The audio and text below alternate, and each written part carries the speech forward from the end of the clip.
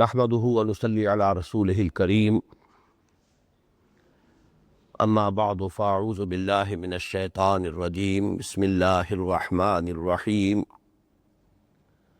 والسماء ذات البروج واليوم الموعود وشاهد ومشهود قتل أصحاب الأخدود النار ذات الوقود إذ هم عليها قعود وهم على ما يفعلون بالمؤمنين شهود وما نقموا منهم إلا أن يؤمنوا بالله العزيز الحميد الذي له ملك السماوات والأرض والله على كل شيء شهيد إن الذين فتنوا المؤمنين والمؤمنات ثم لم يتوبوا فلهم عذاب جهنم ولهم عذاب الحريق إن الذين آمنوا وعملوا الصالحات لهم جنات تجري من تحتها الأنهار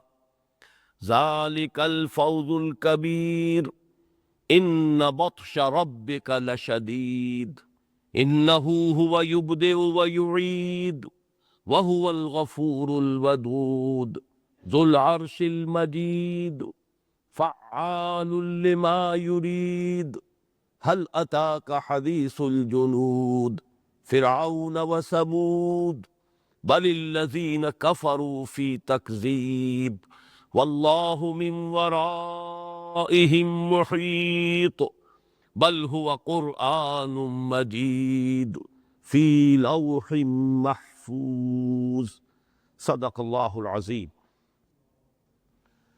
رب اشرح لي صدري ويسر لي أمري واحلل عقدة من لساني يفقهوا قولي اللهم ربنا ألهمنا رشدنا وأعذنا من شرور أنفسنا اللهم أرنا الحق حقا وارزقنا اتباعه وأرنا الباطل باطلا وارزقنا اجتنابه اللهم وفقنا لما تحب وترضى اللهم ارحمنا بالقرآن العظيم واجعله لنا إماما ونورا وهدى ورحمة اللهم ذكرنا منه ما نسينا وعلمنا منه ما جهلنا وارزقنا تلاوته آناء الليل وآناء النهار واجعله لنا حجة يا رب العالمين آمین۔ پچھلے ہفتے ہم نے وہ 4 سورہ ختم کر لیا تھا جس میں سورۃ التکویر، پھر سورۃ الانفطار، پھر سورۃ المطففین اور آخری سورۃ الانشقاق شامل ہے۔ میں نے چونکہ اب تک اس 4 سورہ کے لیے کوئی عنوان معین نہیں کیا تھا، اس لیے کہ اس سے پہلے میں تذکرہ کرتا رہا ہوں کہ سب سے پہلے یہ اصطلاح میرے ذہن میں جب آئی تو وہ سورۃ الشمس، سورۃ اللیل، سورۃ الضحیٰ اور سورۃ الانشراح کے لیے 4 سورہ، اور اسی وقت سے ایک عنوان ذہن میں معین ہوا 4 سورہ نور و ظلمت۔ اب زیادہ دور نہیں ہے، انشاءاللہ جلدی ہم وہاں پہنچیں گے۔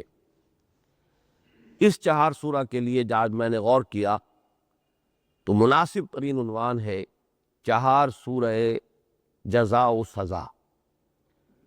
چنانچہ آپ نوٹ کیجئے کہ سورۃ التکویر میں 12 مرتبہ اذا کے بعد اس کا جو جواب آیا علمت نفس ما احضرت، ہر جان یہ جان لے گی کہ اس نے کیا چیز حاضر کی ہے، کیا بھلائی کیا برائی۔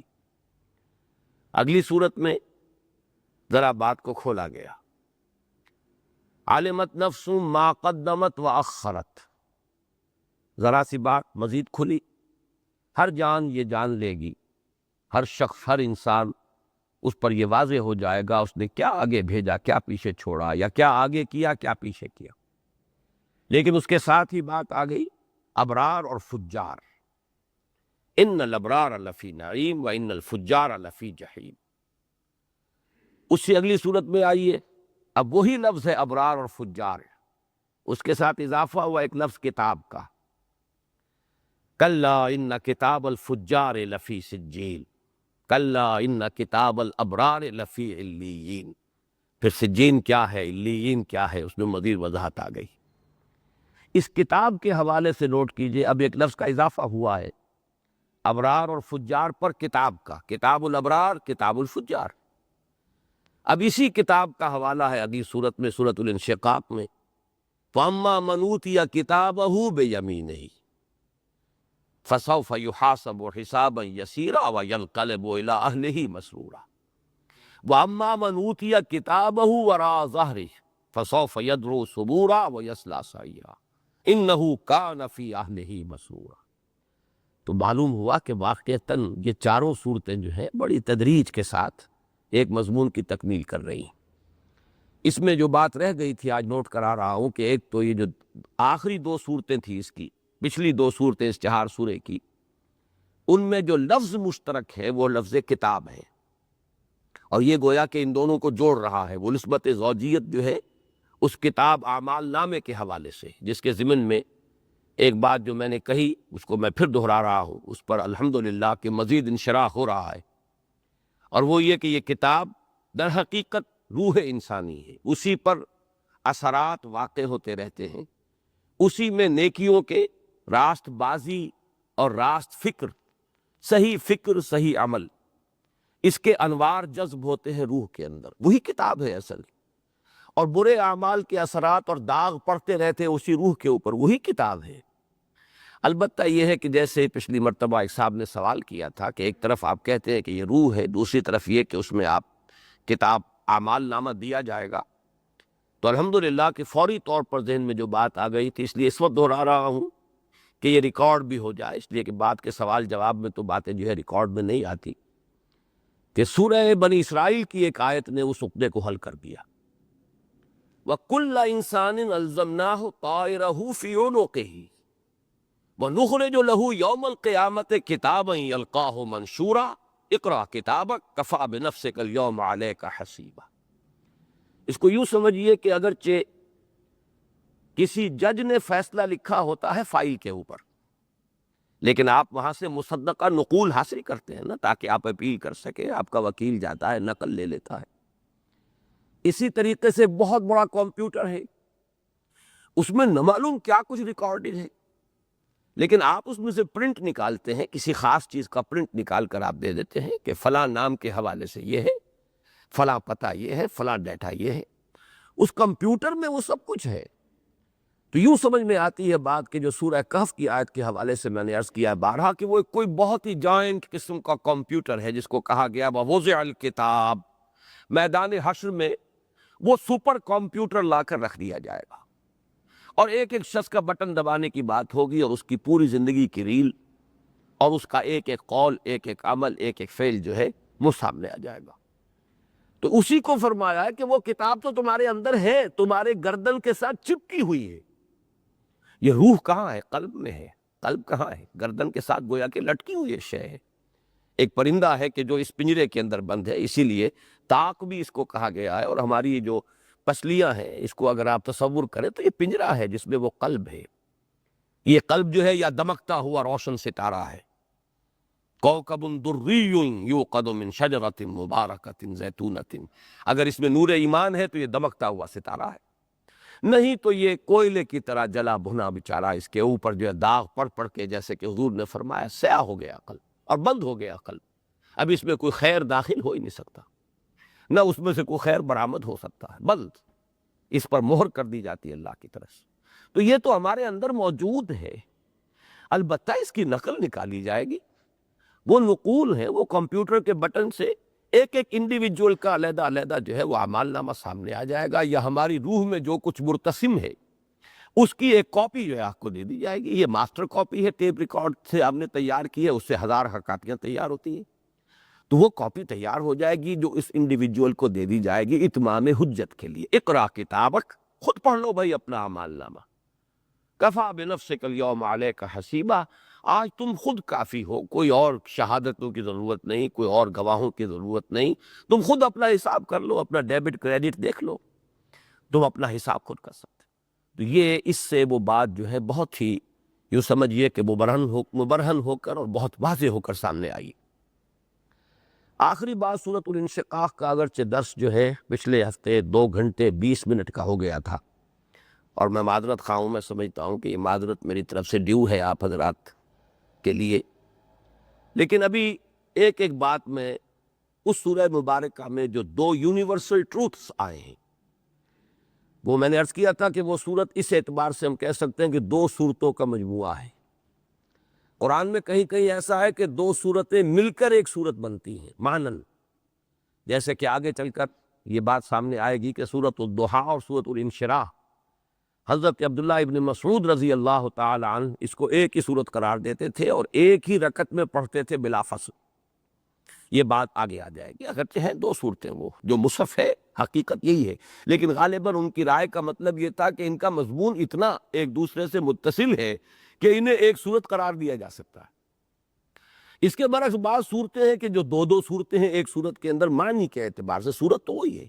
سورہ تکویر جیسا کہ میں نے عرض کیا، ایک مضمون مکمل ہوا ہے 14 آیتوں میں اور دوسرا مضمون 15 آیتوں میں، درمیان میں قسم، فلا اقسم بالخنس الجوار الکنس واللیل اذا عسعس والصبح اذا تنفس، اور دونوں مضمونوں کا بظاہر کوئی تعلق نہیں ہے۔ تعلق ہے، وہ میں بیان کر چکا ہوں سورہ تکویر میں، لیکن بظاہر نہیں۔ اسی طرح سورۃ الانشقاق ہے، یہ بھی 2 صورتوں پر گویا کہ مشتمل ہے۔ شروع میں اذا السماء انشقت واذنت لربها وحقت واذا الارض مدت والقت ما فيها وتخلت واذنت لربها وحقت یا ایھا الانسان انک کادح الی ربک کدحا فملاقیہ۔ اور اگلی صورت یعنی اس صورت کا دوسرا حصہ جسے ہم کہہ سکتے ہیں کہ وہ ایک مکمل صورت ہے، فلا اقسم بالشفق واللیل وما وسق والقمر اذا اتسق لترکبن طبقا عن طبق۔ تو یہ جو جس پر یہ 3 قسمیں کھانے کے بعد جو بات کہی گئی، اور وہ جو اذا السماء انشقت اور اذا الارض مدت، اس کے حوالے سے جو بات کہی گئی وہ جواب شرط ہے، یہ جواب قسم ہے۔ یہ 2 آیات میں عرض کر چکا ہوں کہ حکمت قرآنی کے بڑے اہم خزانے ہیں۔ ان کے ضمن میں ایک ایک بات کا میں آج اضافہ کرنا چاہ رہا ہوں۔ ایک تو یہ جو کل جمعے کے میری تقریر میں ایک مضمون آیا تھا، اور میں سمجھتا ہوں کہ وہ یہاں بھی اس کا اندراج ہو جائے تو مناسب ہے، اور وہ یہ ہے کہ انک کادح الی ربک کدحا فملاقیہ۔ میں نے عرض کیا تھا کہ اس کا مثنیٰ ہے لقد خلقنا الانسان فی کبد، ہم نے انسان کو مشقت ہی میں پیدا کیا ہے۔ حدیث میں نے آپ کو سنائی تھی، کل الانسان یغدو، ہر انسان صبح کرتا ہے فبائع نفسہ، اور شام تک رات تک اپنے آپ کو بیچتا ہے، اپنی جان لگاتا ہے، کھپاتا ہے، صرف کرتا ہے، انویسٹ کرتا ہے، بیچتا ہے۔ فموتقھا او موبقھا، شام کو واپس آتا ہے تو یا ہلاکت کا پروانہ لے کر آتا ہے اپنے لیے، اور یا جہنم سے رہائی کا پروانہ لے کر آتا ہے۔ گویا کہ محنت تو سب کو کرنی پڑی۔ کل میں نے جمعے میں جو عرض کیا تھا جہاد زندگانی کے حوالے سے، چونکہ حقیقت جہاد پر بات ہو رہی تھی، تو علامہ اقبال کے اس شعر میں کہ یقین محکم عمل پہم محبت فاتح عالم، جہاد زندگانی میں ہے یہ مردوں کی شمشیریں۔ میں یہاں پورے شعر پر بات نہیں کر رہا، لیکن اصطلاح مجھے پسند آئی، جہاد زندگانی۔ زندگی ایک مسلسل جہاد کا نام ہے۔ عام انسان بھی کر رہا ہے جہاد، اور مسلمان اور مومن بھی کر رہا ہے جہاد۔ عام انسان کا جہاد کیا ہے؟ 2 جہاد تو وہ ہیں جو جائز ہیں بشرطے کہ جائز ذرائع اس میں استعمال کیے جائیں، اور 2 جہاد وہ ہیں جو ناجائز ہیں، ذرائع اس کے کوئی بھی ہو۔ ایک جہاد کیا ہے؟ جہد للبقاء، زندہ رہنے کے لیے پیٹ کو کچھ چاہیے، آپ کو اس میں کچھ نہ کچھ ڈالنا ہے، غذا بہم پہنچانی ہے۔ یہ جس کو جدید سائیکالوجی میں کہا جاتا ہے پریزرویشن آف دی سیلف، یہ ضرورت ہے۔ پریزرویشن آف دی اسپیشیز، یہ ضرورت ہے۔ نفس میں تقاضے رکھنی ہے، اللہ نے ان کو پورا کرنا ہے۔ اس کے لیے بھاگ دوڑ، محنت، اور اس میں بھی مقابلہ ہوتا ہے، کمپٹیشن ہے، اسٹرگل فار ایگزسٹنس۔ یہ جہاد جائز ہے بشرطے کہ اس میں ذرائع بھی آپ نے جائز استعمال کیے۔ اگر آپ نے اس میں حرام ذرائع استعمال کر لیے تو اپنے اس پورے جہاد کو حرام کر دیا، ورنہ یہ کہ جہاد وہ جائز ہے، جہاد جو ہے ناجائز نہیں۔ اسی طرح کا ایک جہاد ہے جہاد حریت۔ یہ جو کچھ افغانستان میں اور کشمیر میں، اور اس کے لیے ہم نے لفظ جہاد کو جو ہے بہت زیادہ استعمال کر دیا، تجزیہ کریں گے تو وہ اصلاً جہاد حریت ہے، آزادی کا جہاد۔ یہ بھی ہر انسان کا پیدائشی حق ہے، not to be dominated and governed by others۔ اللہ کا بندہ ہے وہ، اللہ کی حکومت اس پر ہونی چاہیے، باقی ایک انسان دوسرے انسان پر حکومت کرے کیوں؟ یہ حق نہیں ہے کسی کو۔ تو جائز ہے جہاد حریت، اگر بشرطے کہ اس میں بھی ناجائز ذرائع استعمال نہ کیے جائیں۔ اس کے بھی ہمارے رولز ہیں، ہر جس کو آپ رولز آف دی گیم کہتے ہیں تو رولز آف دی وار بھی ہیں۔ وہ جو کچھ احادیث میں آتا ہے، حضور جو احکام دیتے تھے، بوڑھوں کو قتل مت کرنا، عورتوں پر ہاتھ نہ اٹھانا، بچوں کو قتل نہ کرنا، درخت جو ہے پھل دینے والے یہ نہ کاٹنا، اور یہ فصلیں تباہ نہ کرنا، یہ اس کے رولز آف دی گیم ہیں۔ یہ دو جہاد جو ہے اصلاً جائز ہے۔ اس کے بعد دو جہاد ہیں، زیادہ سے زیادہ دولت کا ارتکاز، شہرت، وجاہت، اقتدار ذاتی، اس کے لیے محنت، بھاگ دوڑ، ایثار، قربانی، راتوں کو جاگنا، دن رات ایک کر دینا، یہ سب کچھ یہ جہاد۔ لیکن یہ علواً فی الارض، علواً فی الارض، زمین میں اپنے لیے بلندی چاہنا، اپنے لیے حرام۔ تلک الدار الآخرۃ نجعلھا للذین لا یریدون علواً فی الارض ولا فسادا۔ آخرت کا گھر تو ہم نے صرف ان کے لیے مخصوص کیا ہوا ہے جو زمین میں اپنی سربلندی، اپنے لیے اقتدار، اپنے لیے حکومت کے طالب نہیں۔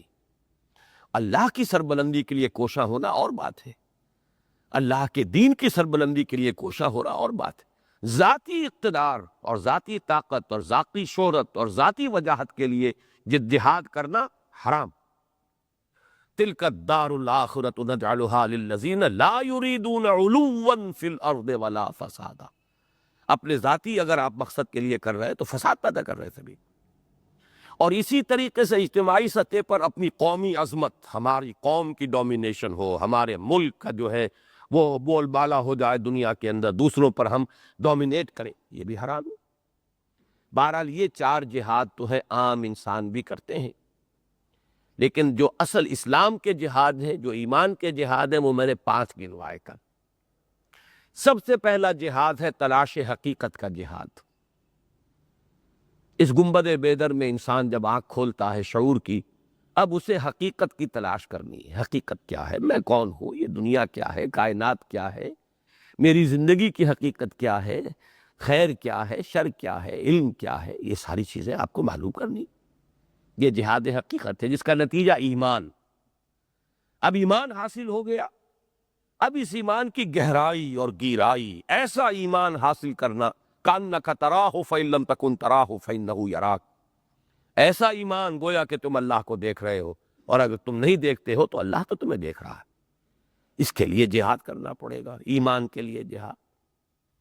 تیسرا جہاد ہے اب اپنے نفس کے خلاف جہاد، اللہ کا بندہ بننے کے لیے نفس کو مطیع کرنا، جیسے کہ حضور نے فرمایا المجاہد من جاہد نفسہ۔ پوچھا گیا ای الجہاد افضل یا رسول اللہ، فرمایا ان تجاہد نفسک فی طاعت اللہ۔ سوال کیا تھا کہ اللہ کے رسول یہ بتائیے سب سے افضل جہاد کون سا ہے؟ فرمایا کہ تم اپنے نفس سے جہاد کرو، اسے اللہ کا مطیع بناؤ۔ چوتھا جہاد اللہ کے دین کی دعوت کو پھیلانے اور لوگوں تک پہنچانے کے لیے تن من دھن لگانا۔ اور پانچواں اور سب سے اونچا جہاد اللہ کے دین کو غالب کرنے کے لیے، اس کے نظام عدل اجتماعی کو قائم اور نافذ کرنے کے لیے تن من دھن لگا دینا، یہ 5 جہاد۔ یا ایھا الانسان انک کادح الی ربک کدحا فملاقی۔ یہ تو تقدیر ہے انسان کی، جہاد تو کرنا ہی کرنا ہے۔ اب یہ چوائس ہے کون سا جہاد آپ نے اپنے لیے اختیار کیا۔ صحیح جہاد اختیار کریں گے، معتقھا، اپنی جان کو آزاد کرا لیں گے جہنم سے۔ غلط جہاد کریں گے، جہاد تو کرنا ہی کرنا ہے، اس سے تو مفر ہے ہی نہیں، رستگاری ہے ہی نہیں۔ غلط کریں گے، اپنی جان کو جہنم کے اندر ڈلوا لیں گے۔ یہ تو ہوا انک کادح الی ربک کدحا فملاقی کے حوالے سے ذرا مزید تشریح۔ ایک بات جو ہے، دوسرا یونیورسل ٹروتھ جو سورۃ الانشقاق میں آیا تھا، لَتَرْكَبُنَّ طَبَقًا عَنْ طَبَقٍ، میں نے اس کی مختلف تعبیرات کی، یہ بڑے ایسے الفاظ ہیں جن میں بہت سی چیزوں کی گنجائش ہے تعبیر کرنے کی۔ حضور کو ذاتی طور پر مخاطب سمجھا جائے تو پھر یہ کہ عام انسانوں کو سمجھا جائے، درجہ بدرجہ کیا ہو رہا ہے۔ ارتقاء کے میں نے مراحل بیان کیے، اور ارتقاء وہ جو عام طور پر لفظ ارتقاء جو ہے لوگوں کو معلوم ہے وہ صرف ڈاروین کا نظریہ ارتقاء ہے، لوگوں کو یہ معلوم ہی نہیں کہ جو بات ڈارون نے کہی ہے وہ تو اس سے بہت پہلے مسلمان حکماء کہہ چکے ہیں۔ یہ تو رومی کے ہاں پورا تصور موجود ہے، ابن مسکوے کے ہاں پوری، رومی تو کہیے کہ شاعری کے انداز میں اس نے کہا، ابن مسکوے جو ہے وہ تو شاعر نہیں فلسفی ہے، وہ پورا نظریہ اس کے ہاں موجود ہے۔ ڈارون نے صرف اس کی توجیح کی ہے سروائیول آف دی فٹسٹ اور اسٹرگل فار ایگزسٹنس کے حوالے سے، وہ ایک علیحدہ نظریہ ہے۔ لیکن ڈاکٹر رفیع الدین کا میں نے حوالہ دیا تھا کہ پہلا مرحلہ تھا فزیکل ایوولوشن، دوسرا مرحلہ بایولوجیکل ایوولوشن، تیسرا مرحلہ انٹلیکچوئل اینڈ سائیکولوجیکل ایوولوشن، اور جس مرحلے میں اس وقت نوع انسانی ہے وہ آخری مرحلہ ہے سوشل ایوولوشن۔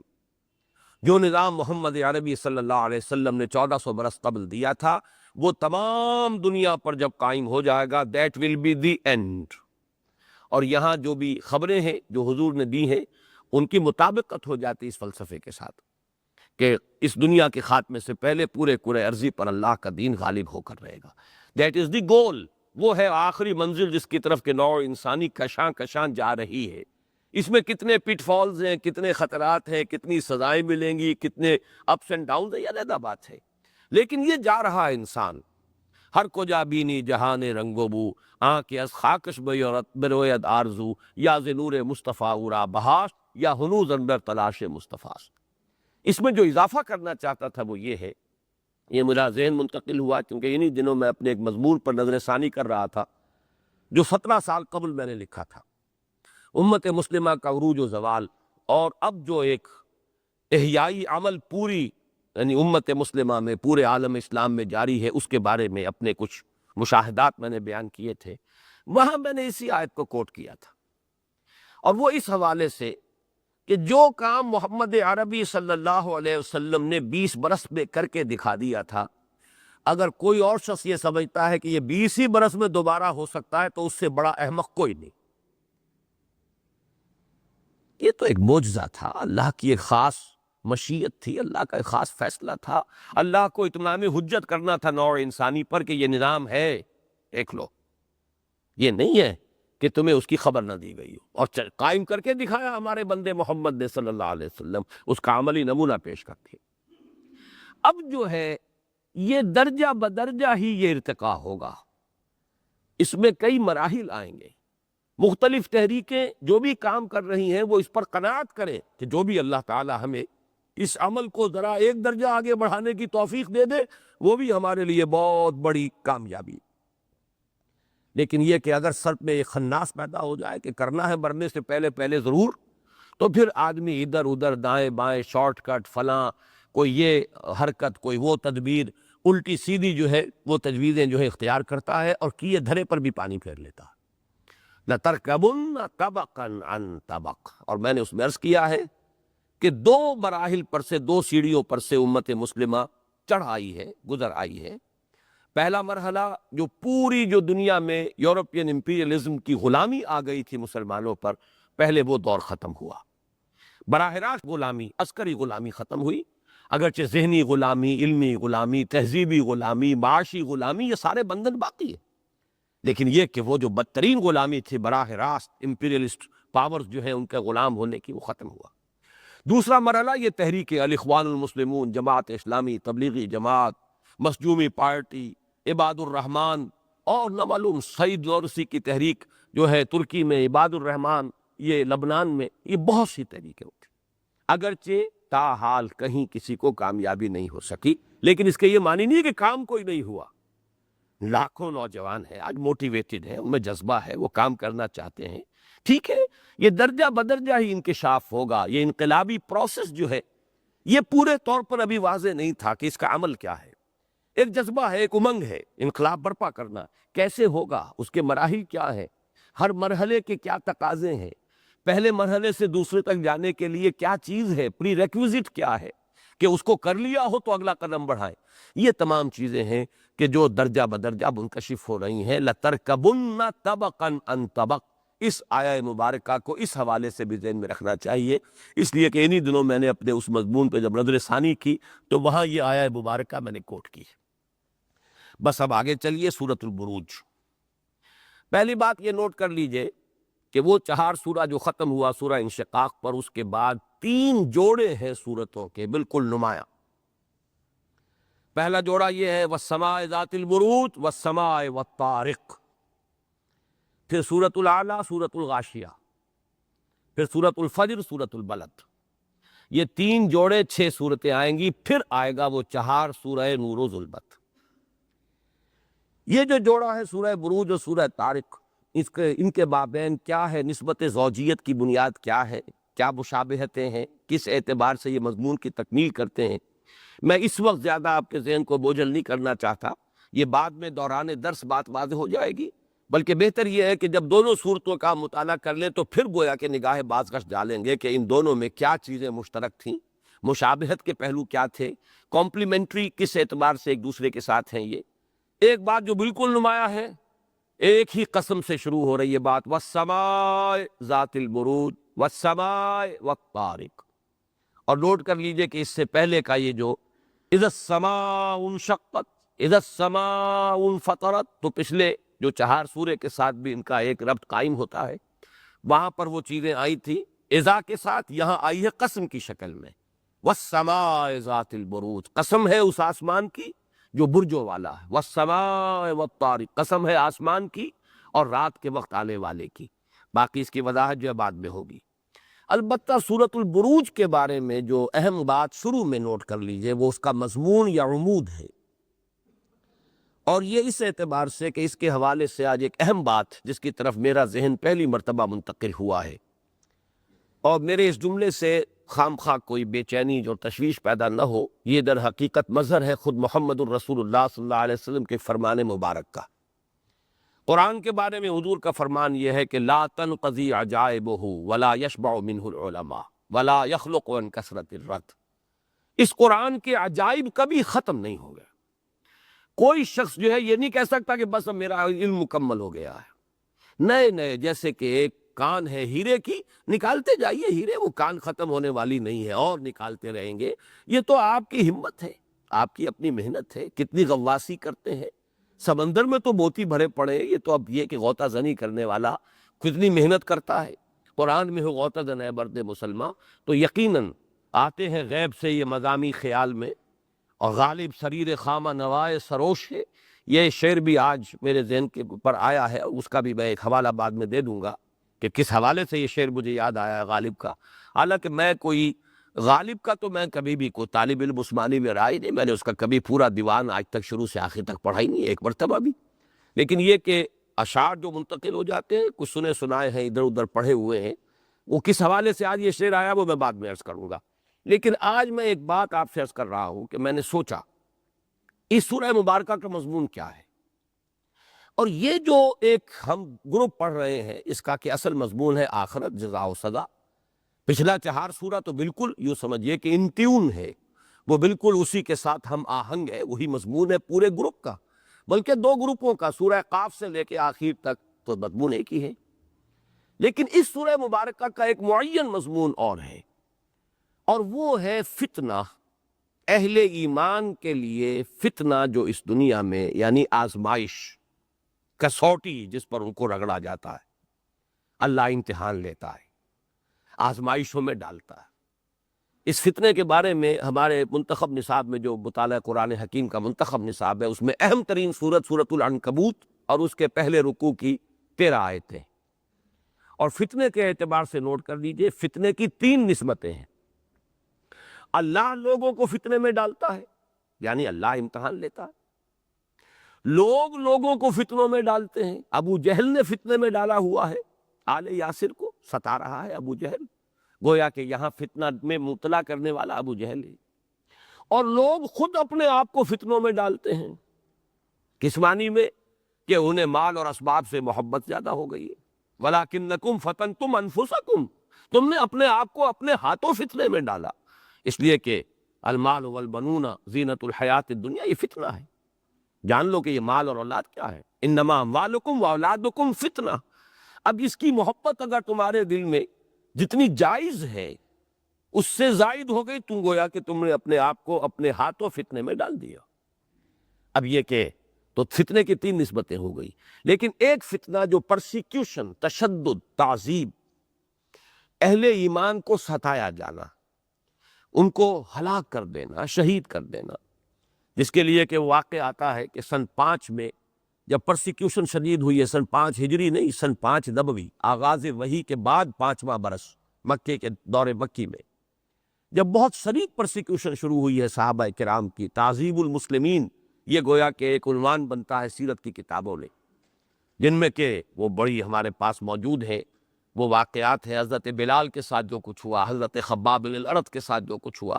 تو حضرت خباب بن الارت راوی ہیں رضی اللہ تعالیٰ عنہ اس واقعے کے، کہ ایک روز ہم حاضر ہوئے، مصائب کا پہاڑ ہم پر جو ہے ناقابل برداشت حد تک بڑھ چکا تھا۔ ہم حاضر ہوئے حضور کی خدمت میں، حضور اس وقت کعبے کی ایک دیوار کے سائے میں اپنی ایک چادر کا تکیہ لگا کر آرام فرما رہے تھے۔ ہم نے جا کر عرض کیا حضور اب یہ مصائب ناقابل برداشت ہو گئے، الا تدعو لنا، کیا آپ ہمارے لیے اللہ سے دعا نہیں کرتے؟ اللہ ہمارے لیے آسانی پیدا کرے، یہ آزمائشیں ختم ہو، یہ مشکلات ختم ہو۔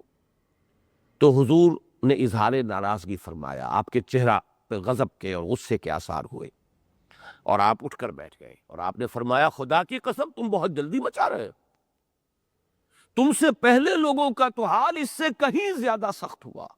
وہاں یہ الفاظ آئے کہ ایسا بھی ہوا کہ کسی مومن کو لا کر اور زمین میں گڑھا کھود کر اور آدھا جو ہے ناف تک وہ گڑھے، اس گڑھے کے اندر گاڑ دیا جاتا تھا، اور پھر ایک آرا سر پر رکھ کر اس کو چیرنا شروع کرتے تھے اور 2 حصوں میں تقسیم کر دیتے تھے۔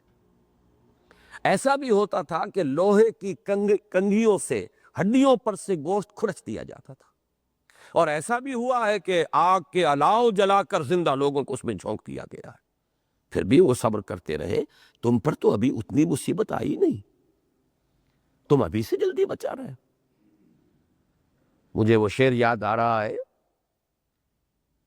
یہ موج پریشاں خاطر کو پیغام لبے ساحل نے دیا ہے، دور وصال بحر ابھی، تو ساحل میں گھبرا بھی گئی ہے، کچھ ایسا مجھے مصرع پورا یاد نہیں ہے، ابھی سے جلدی بچا رہے ہیں۔ اور یہی انداز ہے سورہ عنکبوت کا، احسب الناس ان یترکوا ان یقولوا آمنا وهم لا یفتنون وَلَقَدْ فَتَنَّا الَّذِينَ مِن قَبْلِهِمْ فَلَيَعْلَمَنَّ اللَّهُ الَّذِينَ صَدَقُوا وَلَيَعْلَمَنَّ الْكَاذِبِينَ أَمْ حَسِبَ الَّذِينَ يَعْمَلُونَ السَّيِّئَاتِ أَن يَسْبِقُونَا سَاءَ مَا يَحْكُمُونَ۔ کیا لوگوں نے یہ گمان کیا تھا کہ صرف یہ کہنے سے چھوٹ جائیں گے کہ ہم ایمان لے آئے، اور ان کو ستایا نہ جائے گا، ان کا امتحان نہ لیا جائے گا، ان کو آزمایا نہ جائے گا، ان کو ٹھوک بجا کر دیکھا نہیں جائے گا؟ حالانکہ ہم نے تو ہمیشہ آزمایا ہے، ٹھوک بجا کر دیکھا ہے، اور ہم یہ جاننا یا یوں کہیے کہ اس کو ظاہر کر دینا، یہ ہماری سنت ثابتہ ہے کہ کون اپنے دعوی ایمان میں سچے ہیں اور کون جھوٹے ہیں۔ اور ساتھ ہی دھمکی دے دی ان کو جو مسلمانوں کو ستا رہے تھے کہ جو لوگ یہ غلط حرکتیں کر رہے ہیں، جو مسلمانوں کو ان تکالیف میں مبتلا کر رہے ہیں، اگر انہوں نے یہ سمجھا تھا کہ وہ ہماری پکڑ سے بچ نکلیں گے تو انہوں نے بھی بڑی غلط رائے قائم کی ہے۔ ہماری پکڑ سے وہ بھی نہیں بچیں گے جب وہ وقت آئے گا۔ ابھی ہم نے انہیں مہلت دے رکھی ہے کہ ہمارے ان بندوں کو آزما لو، ستا لو، دیکھ لو، جانچ لو، انہیں پرکھ لو، ان کا امتحان لے لو، ان کے صبر اور ثبات کا جو ہے امتحان کر لو، لیکن یہ کہ بہرحال تمہارے لیے وہ تو پکڑ ہماری تیار ہے ہی۔ یہ ہے مضمون اس سورہ مبارکہ کا، ان بطش ربک لشدید ان الذین فتنوا المؤمنین والمؤمنات ثم لم یتوبوا فلہم عذاب جہنم ولہم عذاب الحریق۔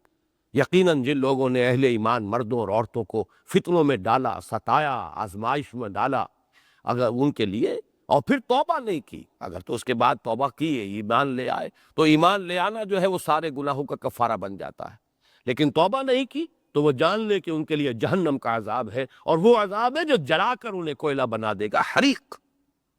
اور ان بطش ربک لشدید، جان لے وہ کہ تیرے رب کی پکڑ بڑی سخت۔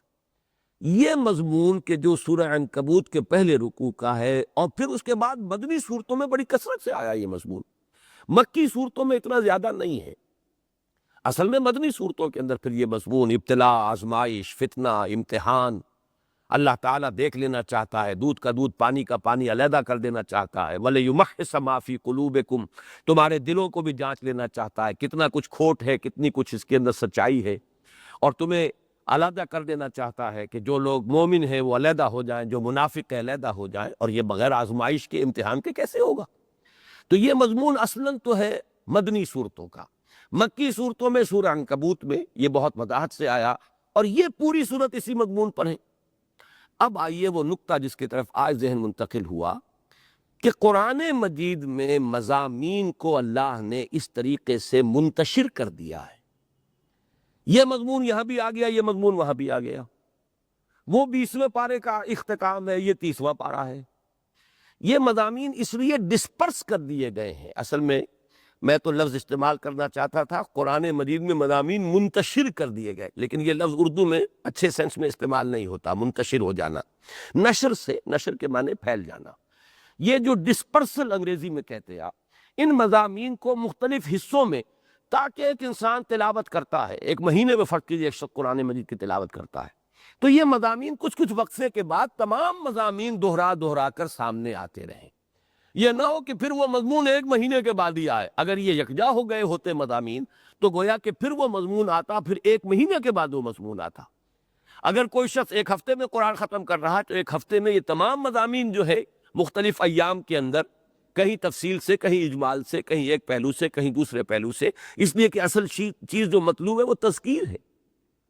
جیسے کہ اگلے جوڑے کی صورت آئے گی اور وہ یہ فذکر، اور اس کے بعد دوسری صورت میں بھی جو دونوں کے اندر ہے فذکر انما انت مذکر فذکر ان نفعت الذکریٰ. تو چونکہ تذکیر مقصود ہے، لہذا اگر مختلف مضامین کو مختلف سیکشنز کے اندر محدود کر دیا جاتا ہے، جیسے کتاب کے اندر ابواب ہوتے ہیں، ایک بات مکمل ہو گئی، اب یہ اگر فرض کیا 30 باب ہے اس کتاب کے، تو وہ بات اب کسی باب میں نہیں آئے گی. گویا کہ وہ اگر آپ کے ذہن سے اتر گئی وہ بات تو اتر گئی. اب تو پھر دوبارہ ہی کتاب پڑھیں گے، جب مرحلہ آئے گا تو پھر وہ بات دوبارہ آپ کے سامنے آئے گی. قرآن میں یہ گویا کہ پھیلا دیا گیا ہے، ڈسپرس کر دیا گیا ہے. نشر اور نثر، اس پر میں بات کر چکا ہوں پہلے، نثر اور نشر. تو یہ در حقیقت قرآن میں مضامین کو اس طرح نثر یا نشر کے انداز میں مختلف جگہوں پر پھیلا دیا گیا ہے، تاکہ ایک قاری، ایک تلاوت کرنے والا مستقل طور پر اس کے سامنے اہم مضامین جو ہیں وہ آتے رہیں وقفے سے. ایسا نہ ہو کہ وہ ایک مضمون جو ہے وہ بس ایک جگہ آ کر اور اس کی تفصیل وہیں پر مکمل ہو جائے. یہ ہے حکمت اس کی کہ جو آج میرے سامنے آئی ہے، واللہ اعلم. اب آئیے والسماء ذات البروج، قسم ہے آسمان کی جو برجوں والا ہے.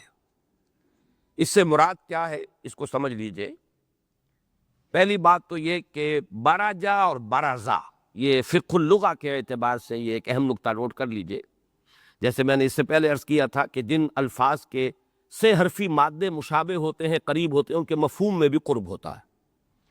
تو با را جیم اور با را زا، جیم اور زا آپ کو معلوم ہے کہ ہمارے بنگالی بھائی تو جیم کو زے اور زے کو جیم پڑھتے ہی تھے. یہ دونوں اتنے ایک دوسرے سے قریب ہیں. تو میں یہ عرض کر رہا تھا کہ فقہ اللغہ کے اعتبار سے یہ ایک نقطہ نوٹ کر لیجئے کہ براجا برازا دونوں میں کیا چیز مشترک ہے؟ کسی چیز کا نمایاں ہونا، واضح ہونا، کھل کر سامنے آ جانا. تو برجا اور برازا، برازا کوئی چیز سامنے آ گئی. برزت الجحیم لمن یرا، جہنم سامنے لے آئی جائے گی دیکھنے والوں کے. اسی طریقے سے برزوا للہ الواحد القہار، قیامت کے دن وہ سب کے سب سامنے آ جائیں گے پروردگار کے کہ جو الواحد القہار ہے. جنگ کے لیے جب فوجیں ایک دوسرے کے سامنے آتی ہیں، وہ بھی اس کے لیے بھی لفظ آتا ہے برزو. اب ایک دوسرے کے آمنے سامنے آ گئے، آپ اپنے دشمن کو دیکھ رہے ہیں، وہ دشمن آپ کو دیکھ رہا ہے. اسی طرح برجا کے معنی بھی ہے کسی چیز کا نمایاں ہو جانا. قرآن مجید میں یہ 4 مرتبہ تو بروج ہی کی شکل میں یہ لفظ آیا ہے، اور 3 مرتبہ آیا ہے یہ عورتوں کی اس روش کے لیے کہ وہ بن ٹھن کر، سنور کر، لوگوں کی نگاہوں میں کھبنے کے لیے، نمایاں ہونے کے لیے جب سامنے آتی ہیں. یہ تبرج ہے، تبرج تفاعل ہے اسی سے، برجا سے باب تفاعل تبرج. وَقَرْنَ فِي بُيُوتِكُنَّ وَلَا تَبَرَّجْنَ تَبَرُّجَ الْجَاهِلِيَّةِ الْأُولَىٰ، اپنے گھروں میں وقار اور سکون کے ساتھ رہو اور تبرج مت اختیار کرو، اور نمایاں ہو کر، بن ٹھن کر، بن سور کر نہ نکلو جیسے کہ تم جاہلیت کے زمانے میں نکلا کرتی تھی. بہرحال یہ ایک طبعی خواہش سمجھ لیجیے عورت کے اندر ہے، اور وہ نگاہوں میں کھبنا چاہتی ہے، لیکن یہ کہ اس کو روکا گیا ہے. ستر اور حجاب کے احکام اسی کے لیے کہ اس میں فتنہ ہے. اس میں خرابی ہے۔ متبرجات بزینہ یہ لفظ آیا ہے، اپنی زینت کو نمایاں کرنا، جو بھی اللہ نے نسوانی حسن دیا ہے اس کو چار چاند لگانا، اس کے اندر اور طرح کے تیکھے جو ہے وہ اسلحہ استعمال کرنا اس کے لیے، یہ سب کیا ہے؟ تبرج۔ یا تو اس مفہوم میں استعمال ہوا یہ لفظ، اور یا بروج، اور 3 مرتبہ تو یہ آسمان کے بروجوں کے لیے آیا ہے، برجوں کے لیے، اور 1 مرتبہ آیا ہے قرآن میں زمینی قلعہ بندیاں۔ اب قلعے کو کیوں برج کہتے ہیں؟ اس لیے کہ جو قلعے بنتے تھے پچھلے زمانے میں، اس کی فصیل پر وہ برجیاں بنائی جاتی تھی، ان برجیوں میں پہرے ہوتے تھے، پوری فصیل کے اوپر 1-1 انچ کے اوپر تو آدمی نہیں ہو سکتا، فصیل جو ہے کئی میل لمبی ہے، لہذا اس میں برجیاں بنتی تھی کہ وہاں پہرے دار ہوتے تھے، اور وہ ہے در حقیقت کے جو اس کی حفاظت کا سامان کرتے تھے۔ اور دور سے جب لوگ آتے تھے تو انہیں سب سے پہلے کسی شہر یا قلعے کے برج نظر آتے تھے، اس لیے کہ جو سب سے اونچی شے ہوگی وہی نمایاں ہوگی، وہی نظر آئے گی، اس لیے یہ لفظ استعمال ہوا ہے بروج کے لیے۔ چنانچہ فرمایا گیا ہے کہ موت تمہیں آن لے گی، وَلَوْ كُنْتُمْ فِي بُرُوجٍ مُّشَيَّدَةٍ، چاہے تم ایسے قلعوں کے اندر جا کر چھپ جاؤ جس میں حفاظت کا پورا سامان کر لیا گیا ہو، پہرے دار ہوں اور گارڈز ہوں اور یہ ہو اور وہ ہو، اور دروازے بڑی اونچی ہو، فصیلیں بڑی مضبوط ہو، وَلَوْ كُنْتُمْ فِي بُرُوجٍ مُّشَيَّدَةٍ، چاہے بہت ہی محفوظ قلعوں کے اندر جا کر قلعہ بند ہو جاؤ، موت تو آ جائے گی۔ اس معنی میں بروج جو ہے آسمان کے وہ کیا ہے؟ اب یہ ہے بات کہ جو اس لفظ کے حوالے سے سمجھنی۔ ایک تو لوگوں نے رائے دی ہے کہ یہ 12 برج، پرانے جو ہیئت کا علم ہے تو جو علماء ہیئت نے 12 برج مقرر کر رکھے ہیں کہ سورج جو ہے پورے سال میں مختلف برجوں میں داخل ہوتا ہے، اور یہ اس اعتبار سے کہ پہلے خیال یہ تھا کہ سورج جو ہے وہ چلتا ہے، زمین ساکن ہے، تو سورج کی حرکت کے لیے 12 برج ہے، اور اس کے حوالے سے یہ موسموں کا تغیر و تبدل ہے۔ تو کچھ لوگوں نے تو ظاہر بات ہے کہ جو جدید ہیئت سے واقف نہیں تھے، ابھی وہ پرانے زمانے کے مفسرین، اب وہ اس کے سوا اور کیا کہہ سکتے تھے کہ ان بروج سے شاید یہی متعلق ہے، یہی مضمون جو ہے اس سے مراد ہے۔ لیکن ایک تو یہ کہ وہ معاملہ اب اس اعتبار سے جو ہے وہ ہیئت ہی بدل گئی، وہ سائنس ہی بدل گئی، لیکن اس وقت بھی ایک رائے تھی، اور وہ رائے آج بھی ہے، اور وہ ہمیشہ کے لیے قائم رہنے والی رائے ہے۔ وہ قرآن مجید کے اس فلسفے کے حوالے سے ہے کہ ان آسمانوں میں جو بڑے بڑے ستارے ہیں، ان میں اللہ نے کوئی حفاظت کا انتظام کیا ہوا ہے۔ یہ جنات، یہ ان میں آپ کو معلوم ہے، کئی مرتبہ یہ بات میں بیان کر چکا ہوں کہ فرشتے نوری مخلوق ہیں، جنات ناری مخلوق ہیں، انسان خاکی ہے اپنے اس وجود کے اعتبار سے۔ یہ جو جنات ہیں جو آگ سے بنے ہیں، ان کی بہت دور تک رسائی ہے اس کائنات کے اندر۔ یہ ہم تو بڑے بڑے جو ہیں اس کے لیے بنا کر مشینیں اور بڑے بڑے جیٹ انجنز اور نہ معلوم کیا کچھ ہم نے بنایا ہے، اور پھر کہیں جا رہے ہیں، آسمان پر اترے ہیں، اس پہ چاند پر اترے ہیں، لیکن یہ جنات جو ہیں ان کی رسائی بہت دور تک ہے، یہاں تک کہ فرشتوں کی اور ملائے اعلیٰ کے آس پاس کی خبریں بھی سننے کی کوشش کرتے ہیں۔ یہی ہے کہ پھر جو کاہن لوگ تھے انہیں آ کے بتا دیتے تھے کہ اب یہ ہونے والا ہے، اس لیے کہ وہاں تو ملائے اعلیٰ میں فیصلہ ہو چکا، وہاں سے سنگل لے آئے، یسمعون فی الملأ الاعلیٰ، وہ سنتے ہیں، کوشش کرتے ہیں، لیکن پھر وہاں سے انہیں شہاب ثاقب کے ذریعے سے بھگایا جاتا ہے، ان کے پیچھے جو ہے اللہ تعالیٰ کی طرف سے یہ شہاب ثاقب، یتبعها شہاب ثاقب، یہ چمکدار ستارے، جو ستارے ٹوٹتے ہیں، یہ در حقیقت کیا ہے؟ یہ کھدیڑنے کے لیے ان جنات کو کہ یہ اس عالم ملکوت سے وہ خبریں لینے کی جو کوششیں کرتے ہیں۔ تو آسمان میں حفاظت کا یہ بہت مستحکم بندوبست ہے۔ وَالسَّمَاءِ ذَاتِ الْبُرُوجِ، قسم ہے اس آسمان کی جو برجوں والا ہے، اس میں بروج ہے، یعنی جس کے اندر قلعہ بندیاں ہیں، فورٹیفیکیشنز ہیں، اور ان میں اہتمام کیا گیا ہے کہ یہ جنات، شیاطین جن جو ہیں، یہ کہیں عالم ملکوت کی خبریں نہ لے لے، خاص طور پر وحی کے زمانے میں، جبکہ کسی نبی پر وحی کا نزول ہو رہا ہوتا تھا تو یہ حفاظتی تدابیر بہت سخت کر دی جاتی تھی۔ مبادا کوئی آیت کوئی فرشتہ لے کر آ رہا ہے اور یہ کہیں سے اس کی سانگل لے لے اور آ کر اپنے کسی موکل کو، کسی کاہن کو بتا دے کہ اب یہ نبی جو ہے یہ آیت سنائے گا۔ اب آپ بتائیے اس کے بعد اگر وہ آیت نبی جو ہے سنائے تو وہ تو اس کی تو ساری حیثیت جو ہے مخدوش ہو گئی، یا اس کے اندر کچھ چیزیں ملانے کی کوشش کرے، کوئی القاء کرنے کی کوشش کرے۔ تو اس وقت ان کے اوپر خصوصی پہرے بٹھا دیے جاتے تھے. اور یہ سورہ جن میں جب ہم نے پڑھی تھی 29 پارے کی سورہ جن، اس میں تفصیل کے ساتھ یہ مضمون آ چکے ہیں. اس اعتبار سے نوٹ کر لیجئے وَالسَّمَاءِ ذَاتِ الْبُرُوجِ. اچھا اب اس کا یہاں کیوں تعلق ہے، اس سورہ مبارکہ کے مضمون سے کیا تعلق ہے؟ یہ در حقیقت ان لوگوں کو بتایا جا رہا ہے کہ تم یہ نہ سمجھو یہ اندھیر نگری چوپٹ راج نہیں ہے یہ دنیا، تم ہمارے مومن بندوں کو ستا رہے ہو، اس وقت یہ بھی ہمارے اذن سے ہے. ہم نے تمہیں موقع دیا ہے اور ہم چاہتے ہیں کہ واقعتاً ان کا صبر اور ان کا ثبات اور ان کے ایمان کی پختگی واضح ہو جائے اور یہ ان آزمائشوں کی بھٹیوں میں سے نکلے، زر خالص ہو کر کندن بن کر نکلے. یہ بھی ہماری اس مشیت اور اذن کے تحت ہے. یہ نہ سمجھنا کہ تم اپنی مرضی سے کر رہے ہو اور جب تک چاہو گے کرتے رہو گے اور تمہارے ہاتھ میں کوئی اختیار ہے. اس پوری کائنات کا ایک ناظم ہے، ایک مدبر ہے، ایک حاکم ہے، ایک مالک ہے، اور اس نے یہاں تمام اہتمام کیا ہوا ہے ہر طرح کی حفاظت کا. اور یہی مضمون آگے چل کر آئے گا واللہ من ورائہم محیط. اللہ ان کا احاطہ کیے ہوئے ہے، یہ کہیں اللہ کی پکڑ سے بچ کر جانے والے نہیں. وہی جو سورہ عنکبوت کی آیت میں نے آپ کو سنائی تھی کہ ام حسب الذین یعملون السیئات ان یسبقونا ساء ما یحکمون. کیا انہوں نے یہ سمجھا ہے، یہ ابو جہل اور امیہ ابن خلف جو ستا رہے ہیں آل یاسر کو اور بلال کو رضی اللہ تعالی عنہم، انہوں نے یہ سمجھا ہے کہ ہماری پکڑ سے بچ نکلیں گے؟ بہت بری رائے ہے جو انہوں نے قائم کی ہے. یہ آسمان برجوں والا ہے، اس سے بچ کر نکلنا ان شیاطین جن کے لیے ممکن نہیں.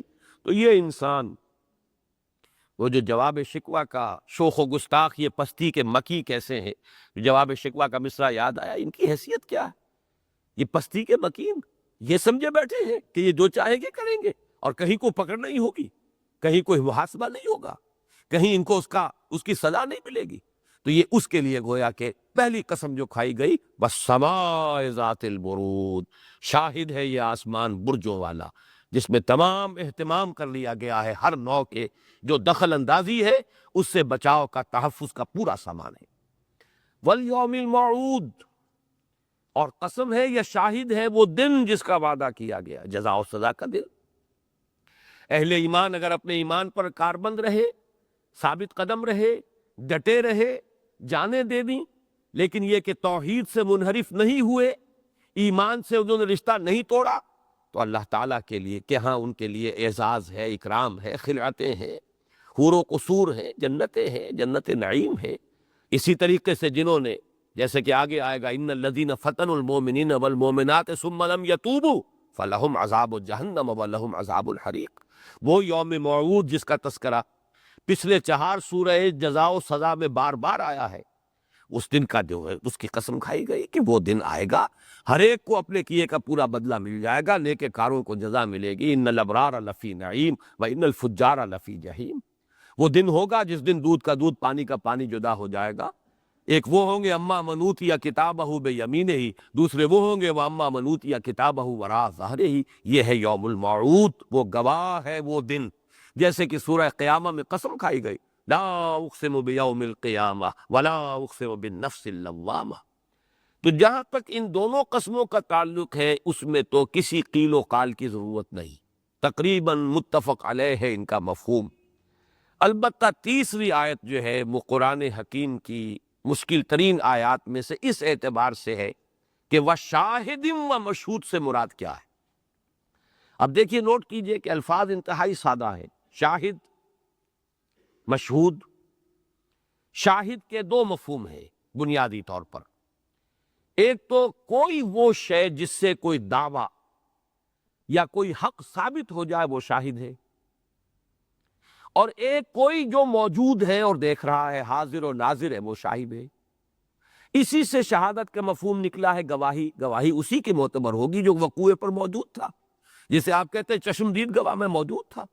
یہ ایکسیڈنٹ میں نے اپنی نگاہ سے دیکھا ہے، کس نے کیا کیا تھا، کس کی غلطی تھی، یا یہ کہ یہ لڑائی ہوئی ہے یا قتل ہوا ہے، میں نے اپنی آنکھوں سے دیکھا ہے کہ مقتول اس وقت کیا کر رہا تھا اور قاتل نے کیسے حملہ کیا. تو گویا کہ یہ 3 مفہوم جو اس کے اندر موجود ہیں، بلکہ بنیادی طور پر تو یہ ایک ہی مفہوم بنتا ہے. اصل ہے اس کا موجودگی. موجودگی ہی سے گواہی ہوتی ہے. موجودہ جو ہے وہ موجود جو ہے وہ دیکھ بھی رہا ہے. تو شاہد و مشہود بڑے سادہ الفاظ ہیں، بہت ہی آسان الفاظ ہیں، لیکن اس سے مراد کیا ہے؟ اس پر کم سے کم 25-30 اقوال ہیں کہ جو امام رازی نے نقل کیے، اور ان کو 3 کیٹیگریز میں تقسیم کیا انہوں نے۔ میں چاہتا ہوں کہ وہ 3 کیٹیگریز کے حوالے سے موٹی موٹی آراء آپ کے سامنے رکھوں۔ پہلی کیٹیگری تو یہ ہے، بلکہ انہوں نے اسے 3 پر لیا ہے، یہ ترتیب میں بدل رہا ہوں، امام راضی اس کو تیسرے نمبر پر لائے ہیں، میں اسے پہلے نمبر پر بیان کر رہا ہوں۔ پہلی جو ہے کیٹیگری وہ تو یہ ہے کہ لفظ کو چھوڑ کر لفظ کے مفہوم، اس کے اشتقاق، اس سے قطع نظر روایات کی بنیاد پر کہ کیا ہے، صحابہ نے کیا سمجھا، حضور سے کیا مروی ہے، اس کا کیا مفہوم بیان کیا گیا، تو اس میں ایک تو حدیث ہے ابو موسیٰ اشعری رضی اللہ تعالیٰ عنہ سے، اور یہ مرفوع حدیث ہے، انہ علیہ الصلاۃ والسلام قال الیوم الموعود یوم القیامہ والشاہد یوم الجمعہ والمشہود یوم العرفہ۔ یہ طبرانی نے یہ حدیث روایت کی ہے، لیکن اس کی سند ضعیف ہے، تمام محدثین یہ مانتے ہیں کہ سند اس کی قوی نہیں۔ حضور نے فرمایا اس روایت کی روح سے یوم موعود وہ تو قیامت کا دن ہے، اس میں تو کسی اختلاف کی گنجائش ہی نہیں، لیکن شاہد سے مراد ہے جمعے کا دن۔ اب لفظ سے اس کا کیا مفہوم بنتا ہے، وہ تھوڑا سا مفہوم ہے، وہ میں عرض کر دوں گا بعد میں۔ اور مشہود سے مراد ہے عرفہ کا دن، اس معنی میں کہ جمعہ ہر بستی میں خود چل کر آتا ہے، گویا کہ وہ شاہد ہے۔ مشہود یوم عرفہ ہے کہ وہاں لوگ پہنچتے ہیں، اس اعتبار سے شاہد و مشہود، اور تعلق جڑ جاتا ہے یوم الموعود سے، والیوم الموعود وشاہد و مشہود، تو اس اعتبار سے ایک تسلسل بھی ہے کہ ایک دن ہے وہ قیامت کا دن جس کی قسم کھائی گئی دوسری آیت میں، ایک دن ہے جمعے کا دن شاہد کہ جو آتا ہے ہر بستی کے اندر، وہ شاہد ہے، گویا کہ حاضر ہے، ہر بستی میں آ جاتا ہے، ہر جگہ آ گیا ہے، اور ایک یوم عرفہ ہے، اس میں جایا جاتا ہے، وہاں حاضری دی جاتی ہے، وہ گویا کہ مشہود ہے۔ لیکن جیسا کہ میں نے عرض کیا، یہ ایک بہت ہی لطیف سا اور بہت خفی سا ایک ربط اس کے اندر قائم ہوتا ہے لفظاً۔ باقی اصل جو رائے ہے وہ روایت کی بنیاد پر، لیکن روایت سب کے نزدیک ضعیف۔ ایسی ایک روایت جو ہے حضرت ابو ہریرہ سے بھی مروی ہے، جو کہ مرفوع ہے، یعنی حضور سے ہی انہوں نے بھی اسے نقل کیا ہے، اور ایک حضرت سعید بن المسیب ہے جو کہ تابعین میں سے ہیں، انہوں نے مرسلاً بھی ایک ایسی روایت نقل کی ہے۔ لہذا ہمارے ہاں جو حضرات تو ہیں روایات پر زیادہ دار و مدار رکھنے والے، ان کے ہاں تو آپ کو یہی قول ملے گا، باقی کسی اور قول کا تذکرہ نہیں ملے گا۔ لیکن یہ نوٹ کر لیجئے کہ حضرت ابو ہریرہ رضی اللہ تعالیٰ عنہ کی روایت کو اگرچہ امام ترمذی لائے ہیں اپنی کتاب میں، لیکن خود انہوں نے بیان کر دیا ہے کہ اس کی سند ضعیف ہے، اس لیے کہ اس میں ایک ہی راوی ہے، اس کا خبر احاد ہے، ایک ہی راوی ہے، وہ موسیٰ ابن عبیدہ ہے، اور وہ راوی ضعیف ہے، لہذا روایات جو ہے ان کے اندر ثقاہت کے اعتبار سے، مستند ہونے کے اعتبار سے ان کا پایہ بلند نہیں ہے۔ ایک تو یہ کیٹیگری ہے کہ جو روایات کی بنیاد پر شاہد اور مشہود کا مفہوم معین کیا گیا۔ دوسرے ہیں اب اس کے مفہوم لفظی کے اعتبار سے گواہ، اور ایک وہ کہ جو حاضر و ناظر۔ اس کے حوالے سے نوٹ کیجئے، ایک رائے یہ ہے کہ اللہ شاہد ہے، اور مشہود جس کی گواہی اس نے دی ہے وہ توحید ہے۔ شہد اللہ انہ لا الہ الا ہوا والملائکۃ واولو العلم قائما بالقسط، اللہ گواہ ہے اس پر کہ اس کے سوا کوئی معبود نہیں۔ قل ای شیء اکبر شہادۃ قل اللہ، سوال کیا گیا کہ ان سے پوچھئے کہ کون ہے سب سے بڑھ کر شہادت اور گواہی میں، کہہ دیجئے اللہ، تو اللہ شاہد ہے، اور اس کی شہادت کس سے پر ہے؟ توحید پر ہے۔ ایک رائے یہ ہے کہ تمام انبیاء اور رسول شاہد ہیں، شہید یہ لفظ آیا ہے، اور ان کی امتیں مشہود ہیں جن پر گواہی دی جائے گی۔ فَكَيْفَ إِذَا جِئْنَا مِن كُلِّ أُمَّةٍ بِشَهِيدٍ وَجِئْنَا بِكَ عَلَىٰ هَٰؤُلَاءِ شَهِيدًا۔ تیسری رائے یہ بھی ہے اسی آیت کے حوالے سے کہ حضور شاہد ہیں اور تمام سابقہ انبیاء اور رسول جو ہیں وہ مشہود ہیں۔ ایک رائے یہ کہ کل کائنات شاہد ہے، اور مشہود توحید ہے، یا اللہ ہے، خالق ہے، واجب الوجود ہے، اس کائنات کا ذرا ذرا گواہی دے رہا ہے۔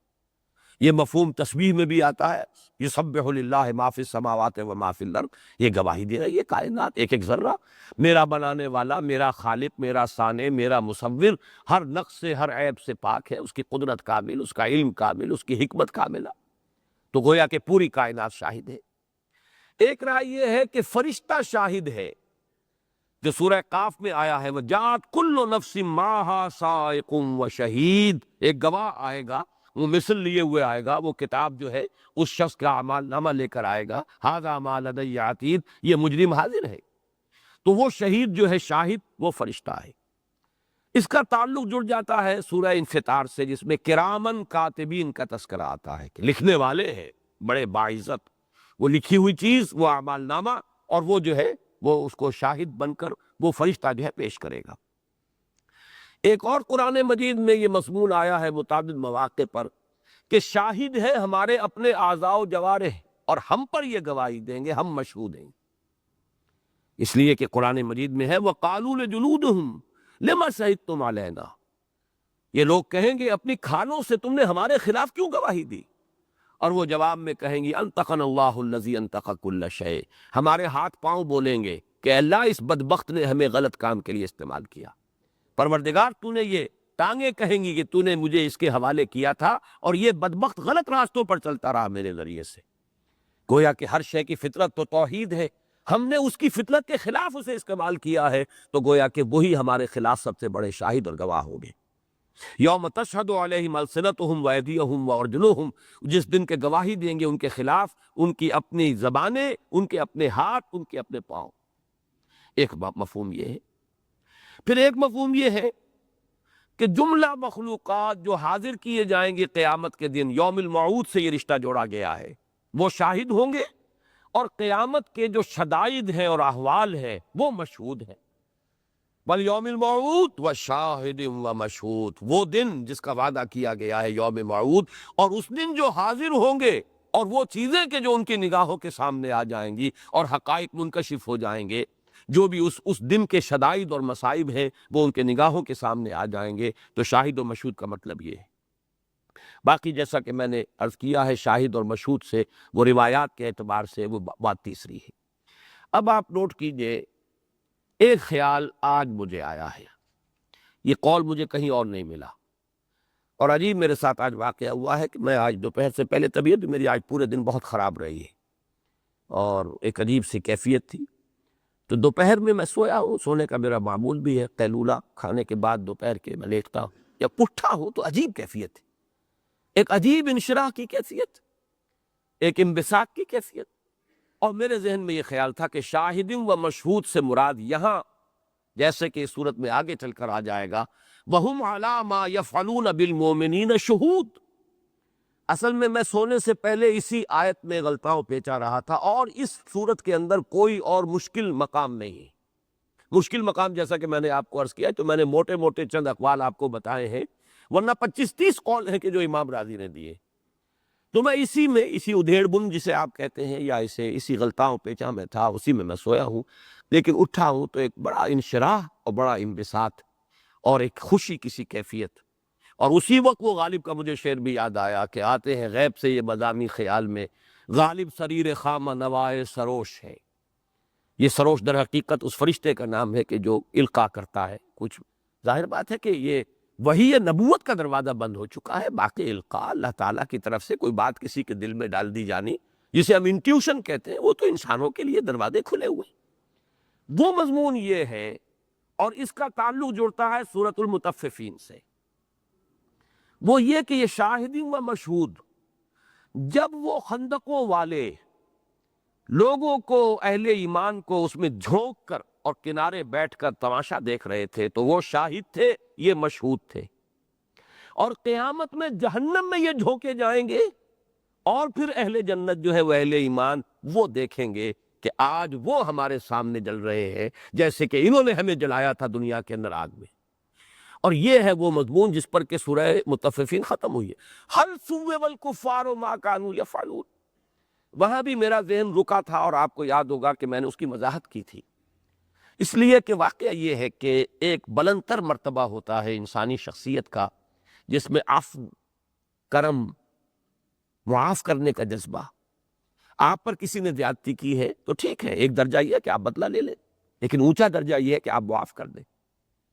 ایک بہت اونچی شخصیت والا انسان یہ نہیں چاہے گا کہ اگر کسی نے اس کو ستایا تھا کسی وقت تو اب وہ ضرور ستائے اسے، جبکہ ویسے بھی قیامت کا دن ہے، نظر آ رہا ہے کہ ان لوگوں کی تو گویا کہ اب یوں سمجھیے کہ ہلاکت وہ تو سامنے ہے، اب مرتے کو مارے شاہ مدار، اس وقت اہل ایمان ان کا مذاق اڑائیں گے۔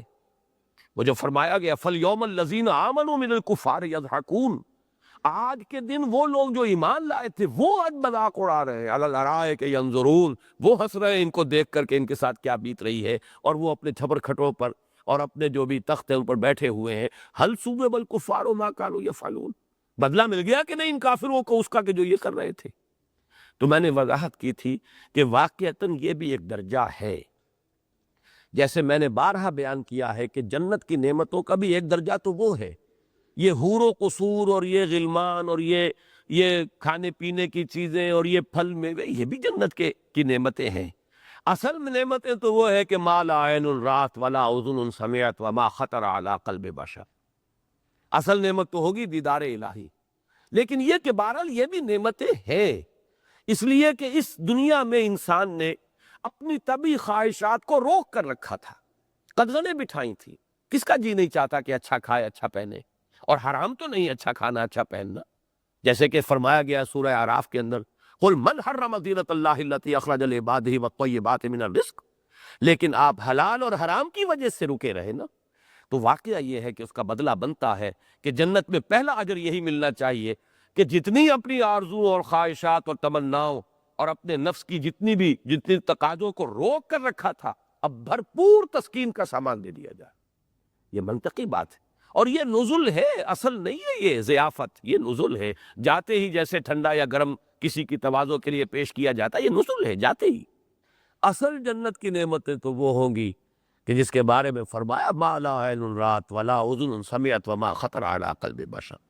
اسی طریقے سے اہل ایمان کے جو دل جلے ہوں گے جبکہ انہیں جلایا جا رہا تھا، سوچئے آخر فزیکل ایکشن ہے، جلائے جا رہے ہیں زندہ، جو ان کے دلوں میں جلن ہوئی ہوگی ان لوگوں کے خلاف کہ جنہوں نے انہیں آگ میں جھونکا ہے، یہ ان کی تسکین کا ایک سامان ہے جو فراہم کیا جائے گا۔ اب تم بیٹھو اس جہنم کے کناروں پر اور دیکھو جو کچھ ان کے ساتھ بیت رہی ہے، وہی کچھ جیسا کہ انہوں نے کیا تھا تمہارے ساتھ۔ هل ثوب الکفار ما كانوا يفعلون، بدلہ مل گیا کہ نہیں کفار کو اس کا کہ جو کچھ یہ کرتے رہے تھے۔ اس اعتبار سے یہاں شاہدین و مشہود انہیں نکرہ رکھا گیا ہے، دونوں مفاہیم کا اس کے اندر امکان آ جائے گا، جیسے کہ آگے چل کر آئے گا وَهُمْ عَلَى مَا يَفْعَلُونَ بِالْمُؤْمِنِينَ شُهُودٌ، اور وہ دیکھ رہے تھے جو کچھ کہ وہ کر رہے تھے اہل ایمان کے ساتھ۔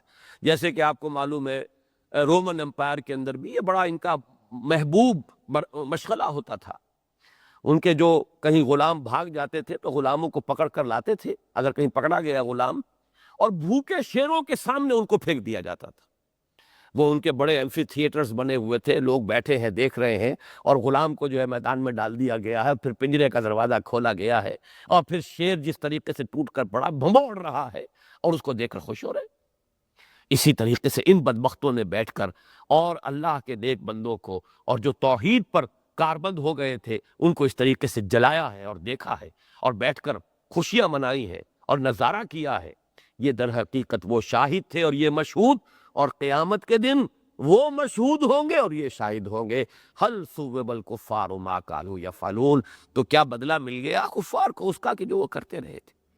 میں پھر عرض کر دوں کہ یہ پھر واللہ عالم، کیونکہ اتنے اقوال موجود ہیں، مرفوع حدیث اگر ہوتی مستند، اس کی سند جو ہے اگر محدثین کے نزدیک قابل قبول ہو، قوی ہو، پھر ادھر ادھر اپنے دماغ کو دوڑانا میرے نزدیک وہ صحیح نہیں ہے۔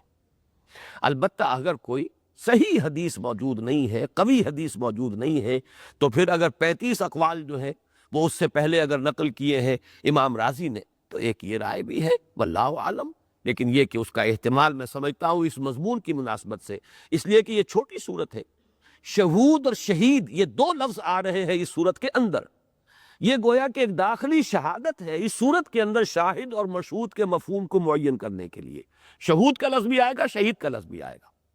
بہرحال یہ اب 3 آیتیں ہم نے پڑھ لیں۔ والسماء ذات البروج، قسم ہے آسمان کی جو برجوں والا ہے، جہاں پورا استحکام ہے، حفاظت کا انتظام ہے، پورا کنٹرول ہے، یہ ایسے ہی نہیں اندھیر نگری چوپٹ راج نہیں ہے۔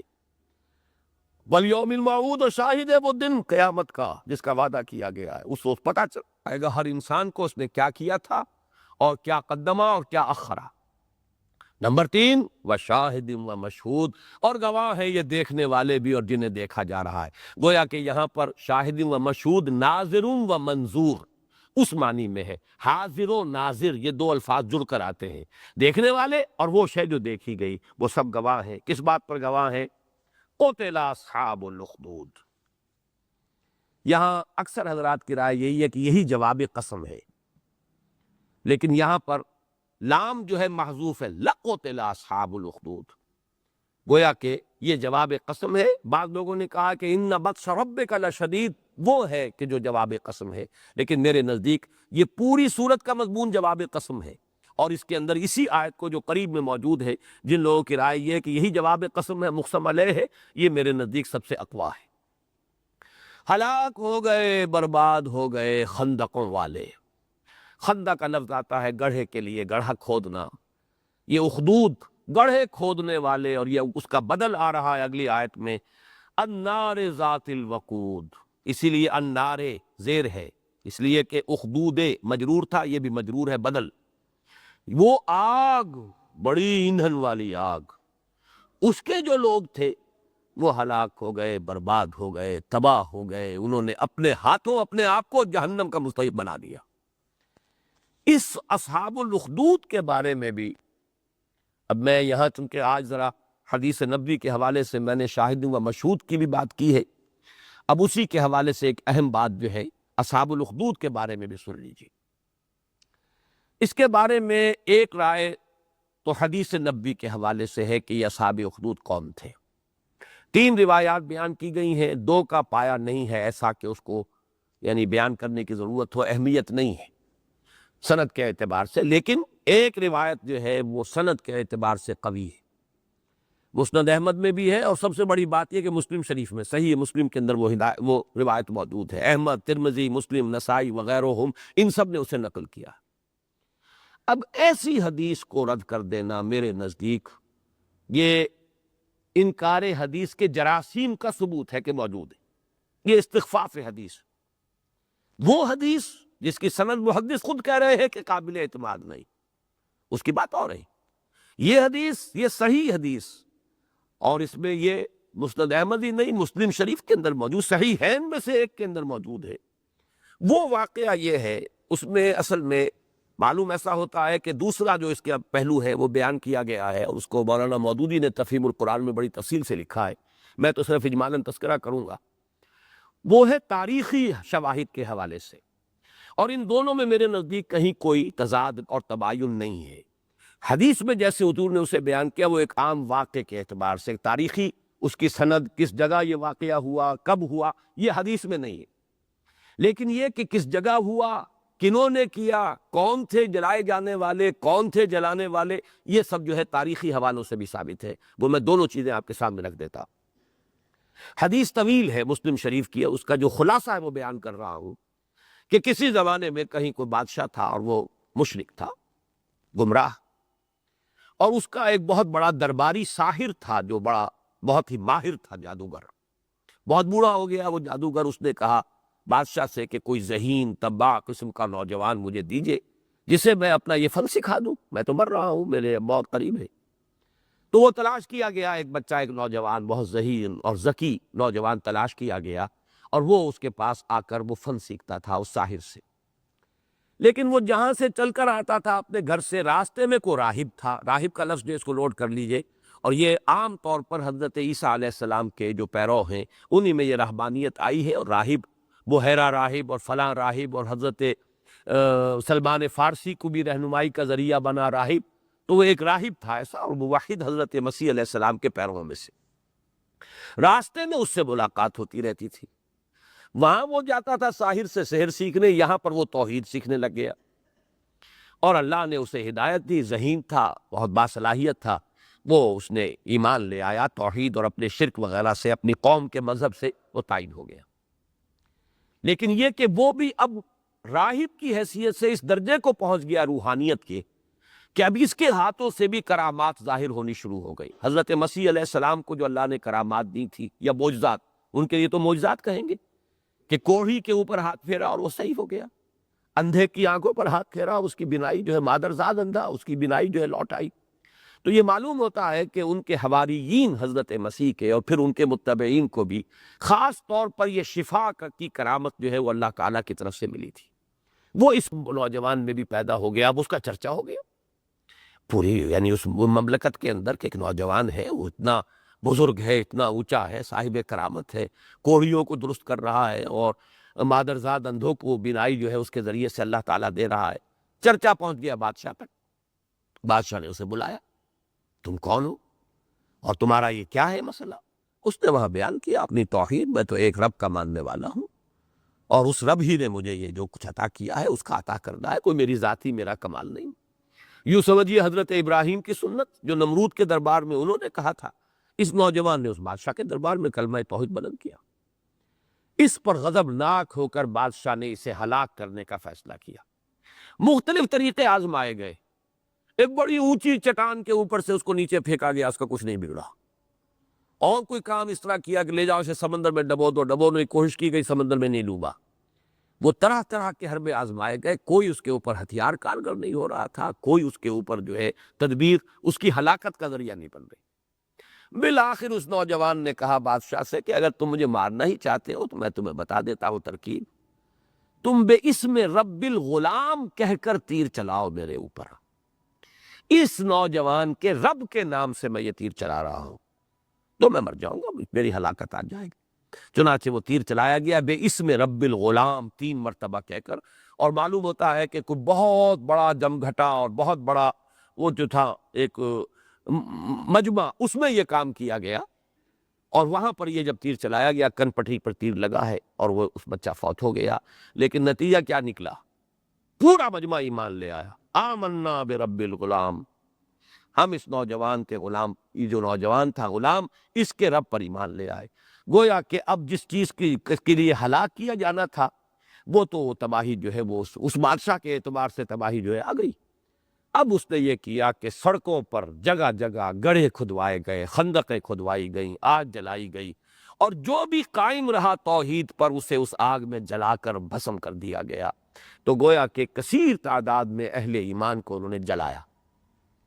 یہ ہے وہ واقعہ اصحاب الاخدود کا، جس کا کہ تذکرہ اس حدیث کی روح سے جسے امام مسلم نے بھی روایت کیا ہے، دوسری ائمہ حدیث کے علاوہ، یعنی امام ترمذی، امام نسائی وغیرہ کے علاوہ امام ترمذی بھی لائے ہیں، اور پھر یہ کہ امام مسلم لائے ہیں، صحیح حدیث ہے، لہذا اس حدیث کو بھی ہم رد نہیں کر سکتے۔ البتہ اس کو تقویت پہنچانے والی ہے تاریخی روایات۔ مولانا مودودی صاحب نے بڑی محنت کی ہے، اور میں یہاں اصل میں آج آپ کو نوٹ کرا ہی دینا چاہتا ہوں کہ اگرچہ میں نے جو بھی قرآن مجید کا علم اور فہم اللہ نے مجھے عطا کیا ہے، میں نے 4 سورسز معین کی ہیں اپنی، جہاں سے مجھے یہ فیض حاصل ہوا ہے، جہاں جہاں سے میں نے استفادہ کیا ہے۔ مولانا مودودی اور مولانا ابو الکلام، ابو الاعلیٰ اور ابو الکلام، یہ ایک لائن میں ہے، ان کا ایک دعوتی تحریکی انداز، انقلابی انداز۔ مولانا فراہی، مولانا اصلاحی، یہ دوسرا انداز ہے، تدبر قرآن کا انداز ہے، تفسیر القرآن بالقرآن اس کا انداز ہے، نظم قرآن کی اہمیت ہے۔ 2 شیوخ ہیں، شیخ الہند مولانا محمود حسن رحمۃ اللہ علیہ، اور شیخ الاسلام مولانا شبیر احمد عثمانی رحمۃ اللہ علیہ، اور 2 ڈاکٹرز ہیں، ڈاکٹر اقبال اور ڈاکٹر رفیع الدین، چونکہ میں نے پچھلے درس میں ڈاکٹر رفیع الدین کا بھی حوالہ دیا ہے، اور ان کی کتاب قرآن اور علم جدید یہ میں نے پڑھی تھی، یہ کوئی 50s کی بات میں کر رہا ہوں، اور مجھے اس سے بہت فائدہ ہوا تھا۔ تو میں نے 4 سورسز، اور اس میں ایک عجیب پیدا ہوئی ہے، اسے لفظی سند کہہ لیں۔ 2 شیخ ہیں، شیخ الہند، شیخ الاسلام، 2 یہ ہی بنتے ہیں، فراہی اور اصلاحی۔ 2 ابو ہیں، ابو الکلام، ابو الاعلیٰ، 2 ڈاکٹرز ہیں، ڈاکٹر اقبال اور ڈاکٹر رفیع الدین۔ یہ میرا جو ہے حدود 4 کہہ لیں، 4 میں نے ڈائمنشن سے بھی تعبیر کیا ہے۔ ان میں خاص طور پر آج مولانا اصلاحی اور مولانا مودودی کے مابین ایک جو فرق ہے اس کو میں چاہتا ہوں کہ آج کے اس صورت کی تفسیر کے حوالے سے اس کو نمایاں طور پر واضح کر دوں، شاید کسی اور مقام پر وہ اتنا نمایاں نہ ہو، اور وہ یہ ہے کہ مولانا اصلاحی صاحب میں حدیث نبوی سے استغنا، بلکہ اس سے آگے بڑھ کر حدیث نبوی کا استخفاف، اس کی تحقیر جو ہے یہ بڑی شدت کے ساتھ موجود ہے۔ اس صورت میں آ کر تو اس درجے نمایاں ہوئی ہے کہ وہ اصحاب الاخدود کے پورے واقعے کا انکار اور بے تکی باتیں اور لا یعنی باتیں ہیں، اور یہ تو ان کا تو کوئی یعنی ذکر کرنا بھی جو ہے وہ گویا کہ وقت کا ضیاع ہے، حالانکہ ان میں ایک حدیث وہ بھی ہے جو میں نے آپ کو بتائی جو صحیح مسلم کی، دوسری حدیثیں کوئی ہوتی جن کی سند نہ ہوتی، ان کے بارے میں اگر یہ انداز اختیار کرتے تو بات دوسری تھی۔ پھر ایک عجیب بات کہی ہے، ایسی چیز جس کے کوئی شواہد نہیں، ایک بالکل مجہول واقعہ ہے، وہ کیسے ہم قرآن مجید کی تفسیر کے اندر اس کو ایک اہمیت دے سکتے ہیں؟ حالانکہ واقعہ یہ ہے کہ مولانا مودودی ان کے مقابلے میں انہوں نے اس قدر محنت کی ہے کہ ثابت کر دیا کہ تاریخی واقعہ ہے، سن دے دیے ہیں کہ کس سن میں یہ واقعہ ہوا ہے، اور مغربی مورخین کے حوالے دے دیے۔ اب میں حیران ہوں کہ یہ تفہیم القرآن لکھی جا چکی تھی جبکہ مولانا اصلاحی صاحب یہ تدبر لکھ رہے ہیں، تو یہ کہ میرا آج میں نے محسوس کیا کہ شاید محنت بھی نہیں کی ہے مولانا اصلاحی صاحب نے۔ ایک طرف تو یہ کہ حدیث نبوی سے جو ہے ان کے اندر نہ صرف یہ کہ استغناء اور نشوز ہے بلکہ استخفاف ہے حدیث کا، اتنی اہم حدیث کو اٹھا کر پھینک دینا یہ بڑے دل گردے کا کام ہے، میں سمجھتا ہوں کم سے کم یہ کہ میں تو اس کا تصور بھی نہیں کر سکتا۔ دوسری طرف یہ کہ محنت نہیں، یعنی میں تو حیران رہ گیا ہوں، تفہیم القرآن کو آپ پڑھیے، مولانا مودودی نے کس تفصیل کے ساتھ وہ تاریخی حوالوں سے بات ثابت کر دی ہے کہ یہ چیزیں جو ہے یہ موجود ہیں۔ جیسے کہ آپ کو معلوم ہے اصحاب کہف کا واقعہ، یہ بھی حضرت مسیح علیہ السلام کے متبعین تھے کہ جو توحید کے اوپر کاربند تھے، اور بادشاہ نے انہیں 3 دن کی مہلت دی تھی کہ بعد آ جاؤ ورنہ تمہیں رجم کر دیا جائے گا، اور وہ بھاگ کر جو ہے ایک کہف میں پناہ گزین ہو گئے۔ اور گبن کی جو کتاب ہے rise and decline of the Roman empire, اس کے اندر دی اسٹوری آف 7 سلیپرز موجود ہے، 7 وہ تھے اور 8واں ان کا کتا تھا۔ وَيَقُولُونَ سَبْعَةٌ وَثَامِنُهُمْ كَلْبُهُمْ، اور سٹوری آف 7 سلیپرز گبن کی کے ہاں موجود ہے، اور وہ ترکی کے علاقے میں یہ واقعہ ہوا تھا، اور وہی رومن امپائر کا مرکز رہا ہے، بہت بڑا شرک کا گڑھ رہا ہے۔ لیکن بعد میں 300 برس بعد جب ان کو اللہ نے اٹھایا ہے تو انقلاب آ چکا تھا، رومن امپائر جو ہے خود عیسائیت اختیار کر چکی تھی۔ بالکل اسی طرح کا معاملہ ہے کہ جو تاریخی اعتبار سے ثابت ہے، اس کا میں آپ کے سامنے خلاصہ بیان کر رہا ہوں۔ یہ تاریخی روایات ابن ہشام، طبری، ابن خلدون یہ لے کے آئے ہیں، اور مولانا اصلاحی صاحب کہہ رہے ہیں کہ مجہول واقعہ، اس کی کوئی حیثیت ہی نہیں۔ ایک طرف تو ابن ہشام اور طبری اور ابن خلدون بیان کر رہے ہیں، دوسری طرف جدید مورخین، سیاح، رومن سیاح، ان سب نے وہ واقعات درج کیے ہیں اپنے ہاں۔ وہ واقعات کیا ہے اس کو بھی سمجھ لیجئے۔ ہوا یہ تھا کہ ہمیر یا یمن میں ایک بادشاہ تھا، وہ کہیں آیا چل کر، اور وہ مدینہ منورہ میں جہاں یہودی آباد تھے وہاں کچھ عرصے ٹھہرا، اور وہاں اس نے یہودیت اختیار کر لی، متاثر ہوا، اور 2 وہاں سے علماء کو، یہودی علماء کو لے کر وہ واپس گیا اپنے ہاں ہمیر یعنی یمن میں۔ انہوں نے جا کر وہاں پر تبلیغ کی، اور اس کی پوری مملکت جو ہے اس نے یہودی مذہب اختیار کر لیا۔ اسی بادشاہ کا بیٹا ذو نواس، یہ مشہور بادشاہ گزرا ہے وہاں کا، وہ ذو نواس جو تھا وہ اس میں اتنا متشدد ہوا یہودیت میں کہ اس نے نجران کے شہر پر، نجران کی بستی پر حملہ کر دیا، اس لیے کہ وہاں سب نصارہ آباد تھے۔ یہ نجران ہی سے آیا تھا وفد نصارہ کا سن 9 ہجری میں، جس نے کہ آ کر حضور سے جو مناظرہ کیا تھا، پھر وہ جو مباہلہ جو آیا ہے کہ اس کا ذکر جو ہے سورہ آل عمران میں، نجران کا عیسائیوں کا وفد تھا۔ یہ نجران جو ہے بہت طویل عرصے سے یہ عیسائیت کا مرکز رہا تھا۔ اس نے وہاں حملہ کیا، اور حملہ کر کے لوگوں کو مجبور کیا کہ وہ یہودیت اختیار کریں اور نصرانیت سے، عیسائیت سے تائب ہو جائیں۔ لوگوں نے انکار کیا، 20,000 انسانوں کو اس نے آگ میں زندہ جلوایا، اور اس کا سن معین ہو رہا ہے یہ اکتوبر سن 523 عیسوی کا واقعہ ہے۔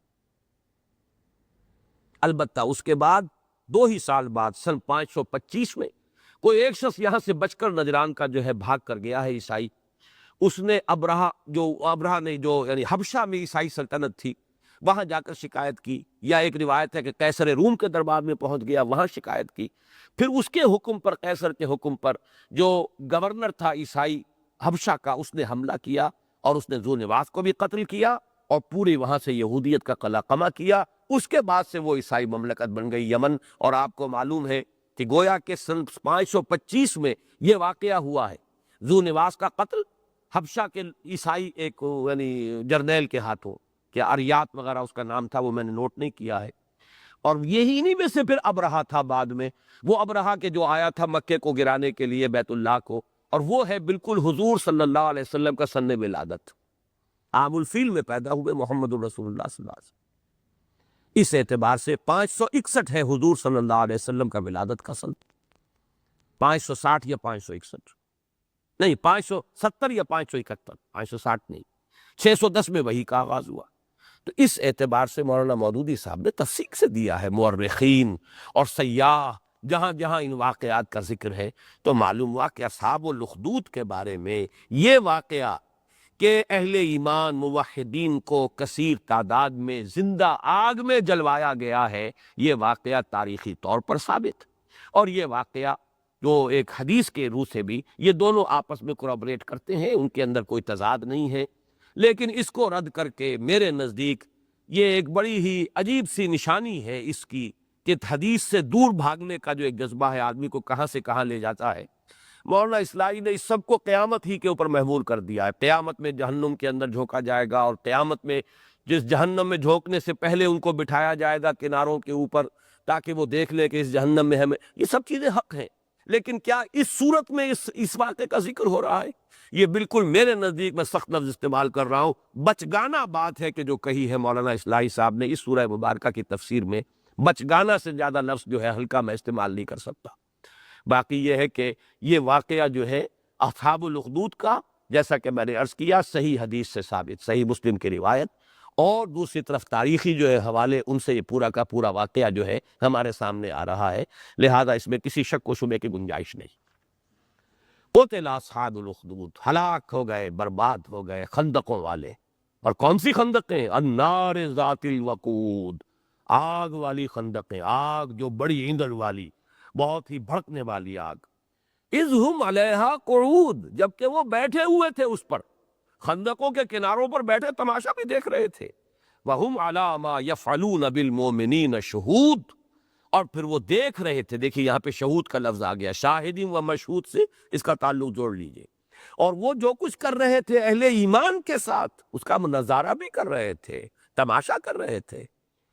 ہوتا ہے شب و روز تماشا میرے آگے، بازی چاہے اطفال ہے دنیا میرے آگے، وہ تماشا دیکھ رہے تھے اہل ایمان کے جلنے کا، جو چیخیں ہوں گی، جو چنگھاڑیں ہوں گی، ان میں بچے بھی ہوں گے، ان میں عورتیں بھی ہوں گی، جو کچھ ہو رہا تھا اس کا تماشا کر رہے تھے۔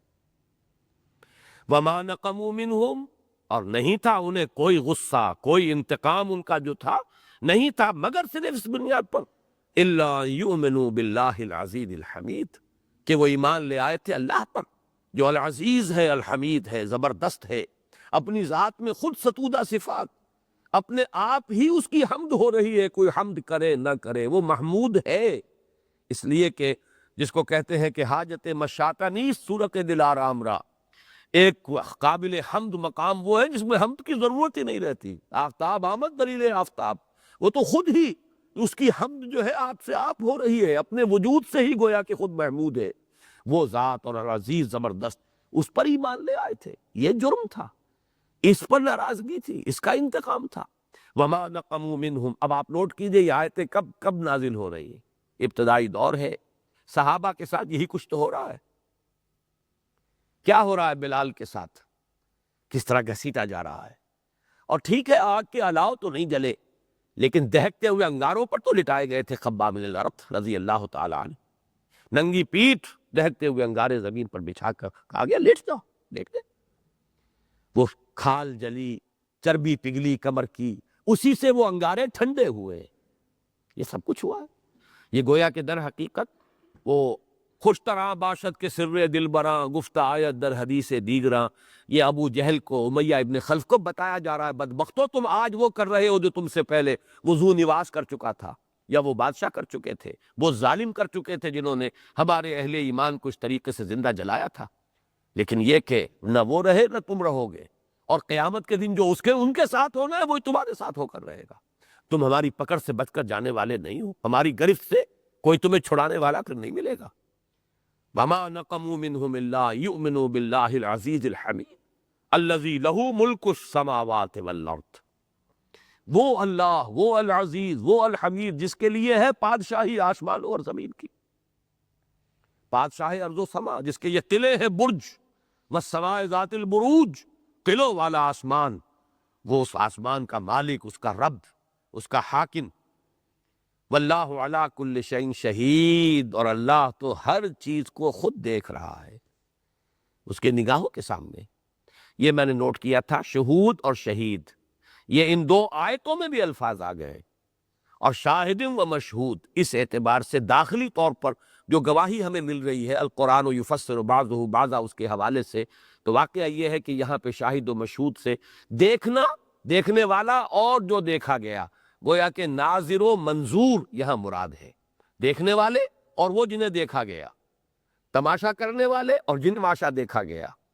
مجھے وہ شعر یاد آ گئے، کبھی بالکل ہائی اسکول کے زمانے میں سنے تھے، مجھے یہ بھی معلوم نہیں کس کے اشعار ہیں، شاید جگر کا کوتی بولتا تھا اس دور میں، ان کے اشعار ہوں گے۔ دیوانہ بنانا ہے تو دیوانہ بنا دے، ورنہ کہیں تقدیر تماشا نہ بنا دے۔ اے دیکھنے والوں مجھے ہنس ہنس کے نہ دیکھو، تم کو بھی محبت کہیں مجھ سا نہ بنا دے۔ آج میرا تماشا کر رہے ہو، کہیں تمہارا تماشا نہ بن جائے۔ تو جن کا تماشا کیا جا رہا تھا، اب وہ ہوں گے تماشا دیکھنے والے، اور جو تماشا دیکھ رہے تھے اب وہ تماشا بنیں گے۔ تم کو بھی کہیں تماشا نہ بنا دے، دیوانہ بنانا ہے تو دیوانہ بنا دے، ورنہ کہیں تقدیر تماشا نہ بنا دے۔ تو یہ شاہد مشہود ناظر و منظور کے معنی میں، وشاہد و مشہود۔ وَهُمْ عَلَى مَا يَفْعَلُونَ بِالْمُؤْمِنِينَ شَهُودٌ وَمَا نَقَمُوا مِنْهُمْ إِلَّا أَن يُؤْمِنُوا بِاللَّهِ الْعَزِيزِ الْحَمِيدِ الَّذِي لَهُ مُلْكُ السَّمَاوَاتِ وَالْأَرْضِ وَاللَّهُ عَلَى كُلِّ شَيْءٍ شَهِيدٌ إِنَّ الَّذِينَ فَتَنُوا الْمُؤْمِنِينَ وَالْمُؤْمِنَاتِ ثُمَّ لَمْ يَتُوبُوا فَلَهُمْ عَذَابُ جَهَنَّمَ وَلَهُمْ عَذَابُ الْحَرِيقِ۔ یقیناً وہ لوگ کہ جنہوں نے فتنے میں ڈالا، پرسیکیوٹ کیا، جنہوں نے تشدد کیا، جنہوں نے تعذیب کی اہل ایمان کی، جو اللہ پر ایمان لائے، توحید پر ایمان لائے۔ جان لیجیے حضور کی بعثت سے پہلے دین عیسیٰ وہی دین برحق تھا، لہذا وہ اس وقت کے اہل ایمان وہ تھے جنہیں جلایا گیا خندقوں کے اندر۔ ثم لم یتوبوا، یہ بہت اہم ہے، یہ نوٹ کر لیجیے۔ چاہے کسی نے کتنی ہی تکلیف دی ہو اہل ایمان کو، پھر اگر وہ ایمان لے آیا تو ایمان سے صاف ہو گیا معاملہ۔ حضور نے فرمایا ہے کہ 3 عمل ایسے ہیں کہ جو انسان کی سابقہ زندگی کے کل گناہوں کا کفارہ بن سکتا ہے۔ نمبر 1، کفر سے اسلام میں آ جانا، سابقہ گیا، 99 برس کی کوئی عمر تھی کسی شخص کی، اور 99 برس اس کی گمراہی میں بیتے ہیں، اگر 100ویں برس کے اندر وہ ایمان لے آیا ہے، 99 برس کا حساب صاف ہو جاتا۔ نمبر 2، ہجرت، خالصتاً اللہ، اس کے رسول اور اللہ کے دین کے لیے گھر بار اہل و عیال کے چھوڑ کر نکل جانا۔ یہ بھی گویا کہ تمام سابقہ خطاؤں اور گناہوں کا یہ کفارہ ہے۔ اور نمبر 3، آپ سوچیں گے کہ ہم تو پھر محروم ہی رہ جائیں گے، تیسرا ہے، اور وہ ہے حج مبرور، وہ حج جو خالص ہو اور قبول ہو جائے اللہ کے۔ اب وہ مبرور جو حج ہے، وہ کہ جو خالص حلال کمائی سے کیا گیا، یا یہ کہ کم سے کم پوری خالص توبہ کر کے پھر آدمی گیا ہو کہ آئندہ آپ کوئی غلط کام نہیں کرو گا۔ توبہ جو ہے وہ بھی انسان کے لیے کفارہ بن جاتی۔ تو حج مبرور جو ہے وہ حج جو اللہ کے یہاں قبول ہو جائے، وہ بھی سابقہ تمام گناہوں کا کفارہ بن جاتا ہے۔ او کما قال صلی اللہ علیہ وسلم۔ تو ثم لم یتوبوا، وہ لوگ کہ جنہوں نے ستایا اہل ایمان کو اور پھر انہوں نے توبہ نہیں کی، فلہم عذاب جہنم ولہم عذاب الحریق، ان کے لیے جہنم کا عذاب ہے اور جلا دینے والا، جھلسا دینے والا عذاب ہے۔ اس لیے کہ یہ علاج، یا یوں کہیے جزا بالمثل ہے، انہوں نے جلایا تھا، ایسے ہی یہ جلے۔ ان الذین آمنوا وعملوا الصالحات، اب یہ تسلیہ والی آیت ہے اہل ایمان کے لیے۔ دنیا میں آدمی جل گیا، مر گیا، آج مر گیا، کل مر جائے گا، آج نہ مرا، چند دنوں بعد مرے گا، چند سالوں بعد مرے گا، کوئی بات نہیں۔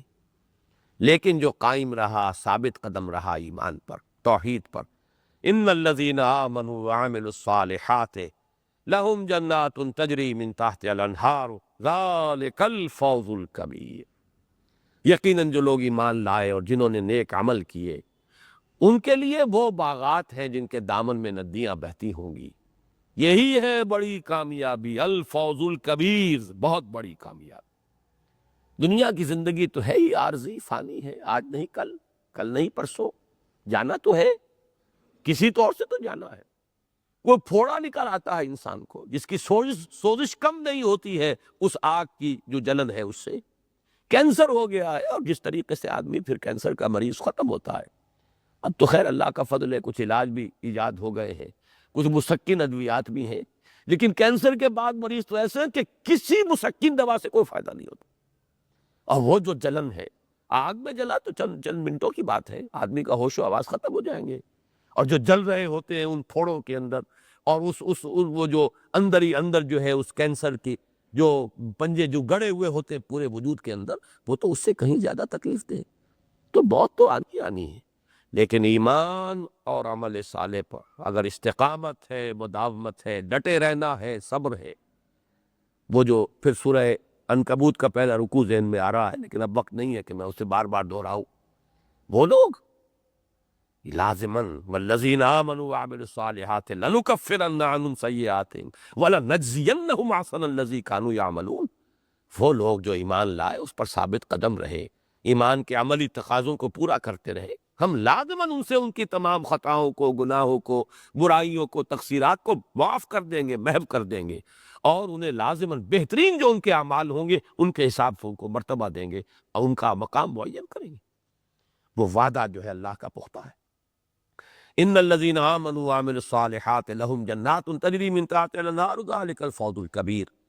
یہ 11 آیتیں ہو گئیں۔ اس کے بعد 11 آیتیں سورہ مبارکہ کی جو ہیں ان میں کوئی لغوی بحث زیادہ نہیں کرنے کی ضرورت پیش آئے گی، لیکن ان میں ایک عجیب ردم ہے۔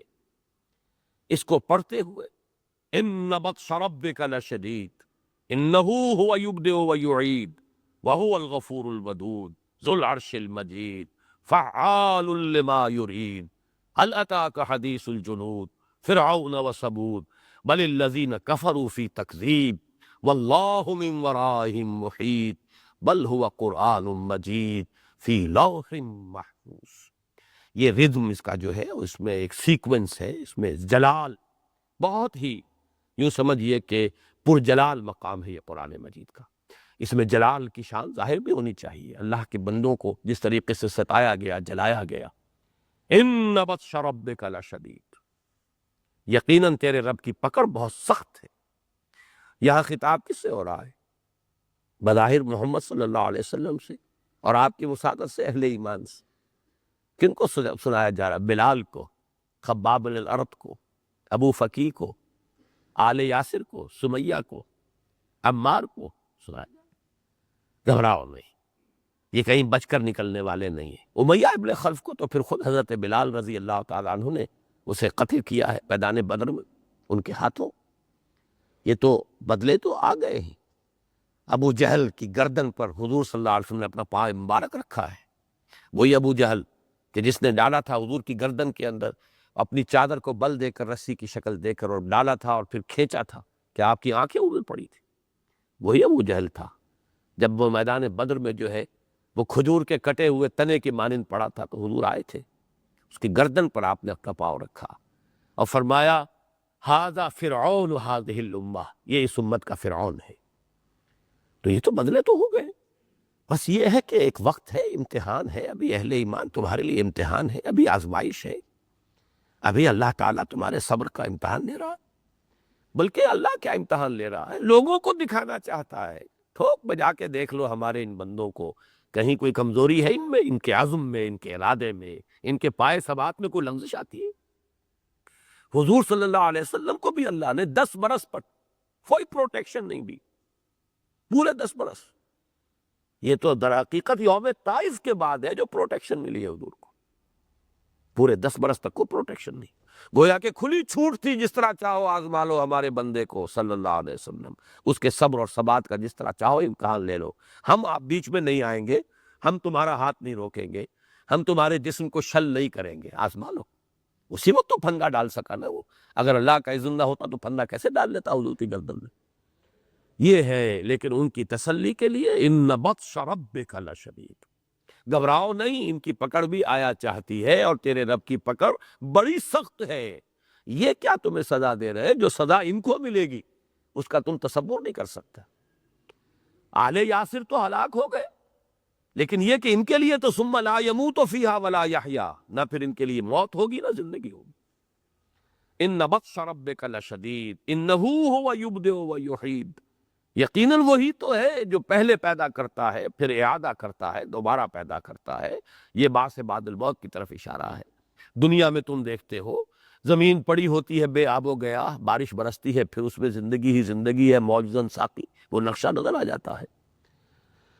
وَهُوَ الْغَفُورُ الْوَدُودُ، وہ غفور بھی ہے ودود بھی ہے۔ دیکھیے اس کو اچھی طرح نوٹ کیجئے، ذات باری تعالیٰ اور صفات باری تعالیٰ میں اصلاً اللہ تعالیٰ غفور ہے، اصلاً وہ ودود ہے، لیکن وہ منتقم بھی ہے اس لیے کہ وہ عادل ہے۔ مظلوم کی داد رسی یہ بھی اس کی رحمت کا، یہ اس کا تقاضا ہے، لیکن اصلاً اس کی ذات رب ہے، پالنے والا ہے، پروردگار ہے، پالن ہار ہے، پرورش کنندہ ہے۔ یہ خلق کیا ہے؟ الخلق عیال اللہ، یہ تو اللہ کے لیے اس کے عیال کے مانند ہے، یہ تو اس کے جیسے گھر والے ہوتے ہیں کسی کے، یہ تو اس طریقے سے اس کے اپنی مخلوق، لیکن یہ کہ اس کی اس شان پر دھوکہ نہ کھا جانا۔ سورۃ الانفطار، یا ایھا الانسان ما غرک بربک الکریم الذی خلقک فسواک فعدلک، وہ عادل بھی ہے اور اس کے عدل کا تقاضا ہے کہ مجرموں کو سزا دے اور مظلوموں کی داد رسی فرمائے۔ جنہیں انہوں نے جلایا تھا اب ان کی نگاہوں کے سامنے وہ جلائے جائے، یہ اس کے عدل کا ادا ہے۔ باقی ہے وہ وَهُوَ الْغَفُورُ الْوَدُودُ، غفور یہ فعول کے وزن پر، اور ودود بھی یہ ہے جس کو کہتے ہیں مبالغے کا صیغہ، بہت بخشنے والا، ودود بہت محبت کرنے والا، اہل ایمان سے بہت محبت کرنے والا، ذو العرش تخت والا یعنی بادشاہ ارض و سما، المجید بہت بزرگ، بہت بلند، بہت عظمت والا، فعال لما یرید، کر گزرنے والا جس سے کا بھی ارادہ کر لے، کوئی اس کا ہاتھ روکنے والا نہیں، کوئی اس کی مشیت کے آڑے آنے والا نہیں۔ یہ اب فعال مبالغے کا صیغہ، فعال لما یرید، جو ارادہ کر لے۔ ہمارے سارے ارادے اس کے اذن کے تابع ہیں، اس کا ارادہ اسے کسی سے سینکشن نہیں لینی، کوئی نہیں جو اس سے والا تر ہو۔ فعال لما یرید، هل اتاک حدیث الجنود، باقی انسان دھوکہ کھا جاتا ہے اپنے لاؤ لشکر پر، اپنی نفری پر۔ ابو جہل کا بھی نقشہ آگے چل کر آئے گا، اس نے کہا تھا حضور سے، محمد تم نے دیکھا نہیں میری چوپال کے اندر سب سے زیادہ لوگ بیٹھے ہوتے ہیں، میری عزت ہے یہاں پر، جیسے پٹھانوں میں بھی ہوتا ہے، ان کی بیٹھک ہوتی ہے، کیا اسے کہتے ہیں وہ جی حجرہ، اور غالباً وہاں طاق یا اوطاق کہلاتے ہیں یہ سندھ میں۔ اب جس کا جتنا بڑا حجرہ ہوگا اتنی بڑی اس کی نفری ہے، اتنے اس کے حواری ہیں، اتنے ہی لوگ آ کے بیٹھتے ہیں اس کے ہاں، حقہ پیتے ہیں، کچھ کھانا پینا چلتا ہے۔ تو میری نفری جو ہے، میری مجلس، میری محفل مکے میں سب سے بڑی، آگے چل کر آئے گا۔ فَلْيَدْعُ نَادِيَهُ سَنَدْعُ الزَّبَانِيَةَ، پکار لے وہ اپنی اس مجلس والوں کو، اپنے حواریوں کو، ہم جہنم کے فرشتوں کو بلا لیں گے۔ وہ جب پہنچیں گے ہم اس مقام پر انشاءاللہ اس کی وضاحت ہوگی۔ تو هل اتاک حدیث الجنود، یہ جو لاؤ لشکر لوگوں کے پاس جمع ہو جاتے ہیں دنیا میں، وہ بڑا دھوکے میں ڈال دیتے ہیں۔ کون سے ہیں یہ لاؤ لشکر والے؟ فرعون و ثمود، وہ فرعون ذو الاوتاد الذین طغوا فی البلاد، یہ آگے چل کر اب زیادہ دور نہیں ہے، سورۃ الفجر بھی آ جائے گی۔ وہ لاؤ لشکر والا، میخوں والا فرعون، اور ثمود بڑی طاقتور قوم، جن سب کے تمہارے پاس کہانیاں، ان کے واقعات، ان کی تاریخ سے واقف ہو چکے ہو کہ نہیں؟ هل اتاک حدیث الجنود فرعون و ثمود، یہ یہاں پر روئے سخن کس کی طرف ہے؟ پہلے کس کی طرف تھا؟ بلال کی طرف، آل یاسر کی طرف۔ اب کس کی طرف ہے؟ امیہ ابن خلف کی طرف اور ابو جہل کی طرف۔ تمہیں اپنے لاؤ لشکر پر، اپنے حمایتیوں پر، اپنی محفل والوں پر، اپنی مجلس والوں پر، اپنے حجرے والوں پر فخر ہے؟ تمہیں یاد ہے فرعون کا لاؤ لشکر؟ تمہیں معلوم ہے سطوت ثمود کی؟ هل اتاک حدیث الجنود فرعون و ثمود بل الذین کفروا فی تکذیب واللہ من ورائہم محیط، بلکہ حقیقت یہ ہے کہ جو کفر کرتے ہیں وہ جھٹلاتے ہی رہتے ہیں، وہ تو تکذیب ہی میں لگے رہتے ہیں، جبکہ اللہ ان کے پیچھے سے ان کا احاطہ کیے ہوئے ہے۔ یہ ایک عجیب کیفیت ہے اس آیت کے اندر۔ میں نے بارہ بیان کیا ہے، کوئی شخص جو ہے اس وقت اس کی بڑی روبسٹ ہیلتھ ہے، بہت جسم جو ہے، اسے پتہ نہیں ہے کہ اندر کینسر کی بنیاد پڑ چکی ہے، وہ چلتا ہے پاؤں اکڑ کر زمین پر مار رہا ہے، اس کے اندر توانائی، یہ پتہ نہیں کہ اندر سے پرچہ چاک ہو چکا ہے، اندر کینسر جو ہے وہ جڑیں جما چکا ہے۔ اسی طریقے سے کوئی شخص سمجھتا ہے کہ میری بڑی سطوت ہے، وجاہت ہے، بھٹو صاحب کو یقین تھا آخری وقت تک مجھے پھانسی چڑھا ہی نہیں سکتے، میرے لیے نہ معلوم کہاں کہاں سے، کس کس ملک سے، کس کس حکمران کی طرف سے آئے گا معاملہ، ممکن ہی نہیں کہ مجھے یہ سولی چڑھا سکے۔ اور وہاں یہ ہے کہ قضاء و قدر کے جو کارکن ہیں فرشتے، وہ مسکراتے ہوں گے کہ یہ کس مغالطے میں، کس خیال میں ہے، حقیقت کیا ہے، ماں درچے خیال ہے وہ فلک درچے خیال۔ اسی طرح یہ لاؤ لشکر والے جو ہیں، یہ اپنے زوم میں، اپنی طاقت میں، اپنے گھمنڈ میں، اپنی دولت، اپنی سطوت، اس میں مگن ہو کر جھٹلاتے رہتے ہیں، اور اللہ ان کا گھیراؤ کیے ہوئے ہے، واللہ من ورائہم محیط، پکڑے ہوئے ہیں، گھیراؤ میں آئے ہوئے ہیں، کہیں بھاگنے کی جگہ ہے نہیں ان بدبختوں کے، لیکن اپنی غفلت کے اندر۔ بل الذین کفروا فی تکذیب واللہ من ورائہم محیط۔ اس میں پھر تسلی ہے ان کے لیے، بلال کے لیے، ابو فقیہ کے لیے، آل یاسر کے لیے، گھبراؤ نہیں، اللہ یہ کہیں بھاگنے والے نہیں ہیں، کہیں دوڑ نہیں سکیں گے۔ ان کے لیے وہ جو میں نے آیت آپ کو بار بار سنائی ہے، ام حسب الذین یعملون السیئات ان یسبقونا ساء ما یحکمون، اگر ان کا گمان ہے کہ ان کی ہماری پکڑ سے بچ نکلیں گے تو بڑی غلط احمقانہ رائے ہے جو انہوں نے قائم کی ہے۔ بل هو قرآن مجید، بلکہ یہ تو ہے قرآن بڑی عظمت والا، یہ ہے اہل ایمان کے لیے تسلی، تثبیت کا ذریعہ، صبر کا ذریعہ۔ اس قرآن ہی کے ذریعے سے یہی شمشیر ہے بندہ مومن کے لیے، یہی ہے حالات، بدتر سے بدتر حالات کا بھی مقابلہ کرنے کے لیے صبر و ثبات اور حوصلہ دینے والی چیز قرآن ہے۔ ذکر ہے جو اطمینان دیتا ہے، جو میں نے آپ کو ابن تیمیہ کا قول کئی دفعہ سنایا کہ سخت ترین پرسیکیوشن جب دی جا رہی تھی جیل کے اندر، وہ کہتے تھے ان جنتی معی، میری جنت میرے ساتھ ہے، میرے دل میں ہے۔ اسے جو سکون حاصل ہے، اطمینان حاصل ہے، اسے اللہ سے جو انس ہے اور جو محبت ہے اور اس کا جو انبساط ہے باطنی میں محسوس کر رہا ہوں، تو میرے جسم کو جلا دو، داغ دو، لیکن یہ کہ میری اس اطمینان اور سکون کو تم ڈسٹرب نہیں کر سکتے۔ ان جنتی معی، تو بل ہوا قرآن مجید، یہ قرآن مجید، یہ تسکین، تسلی، تثبیت، صبر، ثبات کا ذریعہ، ذکر الہی، اصل ذکر یہ ہے، اور الا بذکر اللہ تطمئن القلوب، اطمینان دلوں کو ہوتا ہے تو اس کے ذریعے سے۔ فی لوح محفوظ، یہ مضمون اس سے پہلے کئی مرتبہ آ چکا ہے۔ انہ فی ام الکتاب لدینا لعلی الحکیم، ام الکتاب ہے اصل اللہ کے پاس ہے، وہ یہ جس کو کہا گیا ہے کہ یہ قرآن فی کتاب مکنون، انہ لقرآن کریم فی کتاب مکنون لا یمسہ الا المطہرون، کہیں اسے کتاب مکنون کہا گیا، کہیں لوح محفوظ کہا گیا۔ اصل کتاب وہاں ہے، یہ بھی نقلیں ہیں ہمارے پاس جو ہیں، جیسے میں نے آج شروع میں عرض کیا تھا، اصل فیصلہ جج کے ہاتھ کا لکھا ہوا دستخط سے نقل مل جاتی ہے، مصدقہ نقل ہے۔ تو یہ قرآن جو ہمارے پاس ہے، یہ اصل میں اس لوح محفوظ کی نقلیں ہیں جو ہمارے پاس ہے۔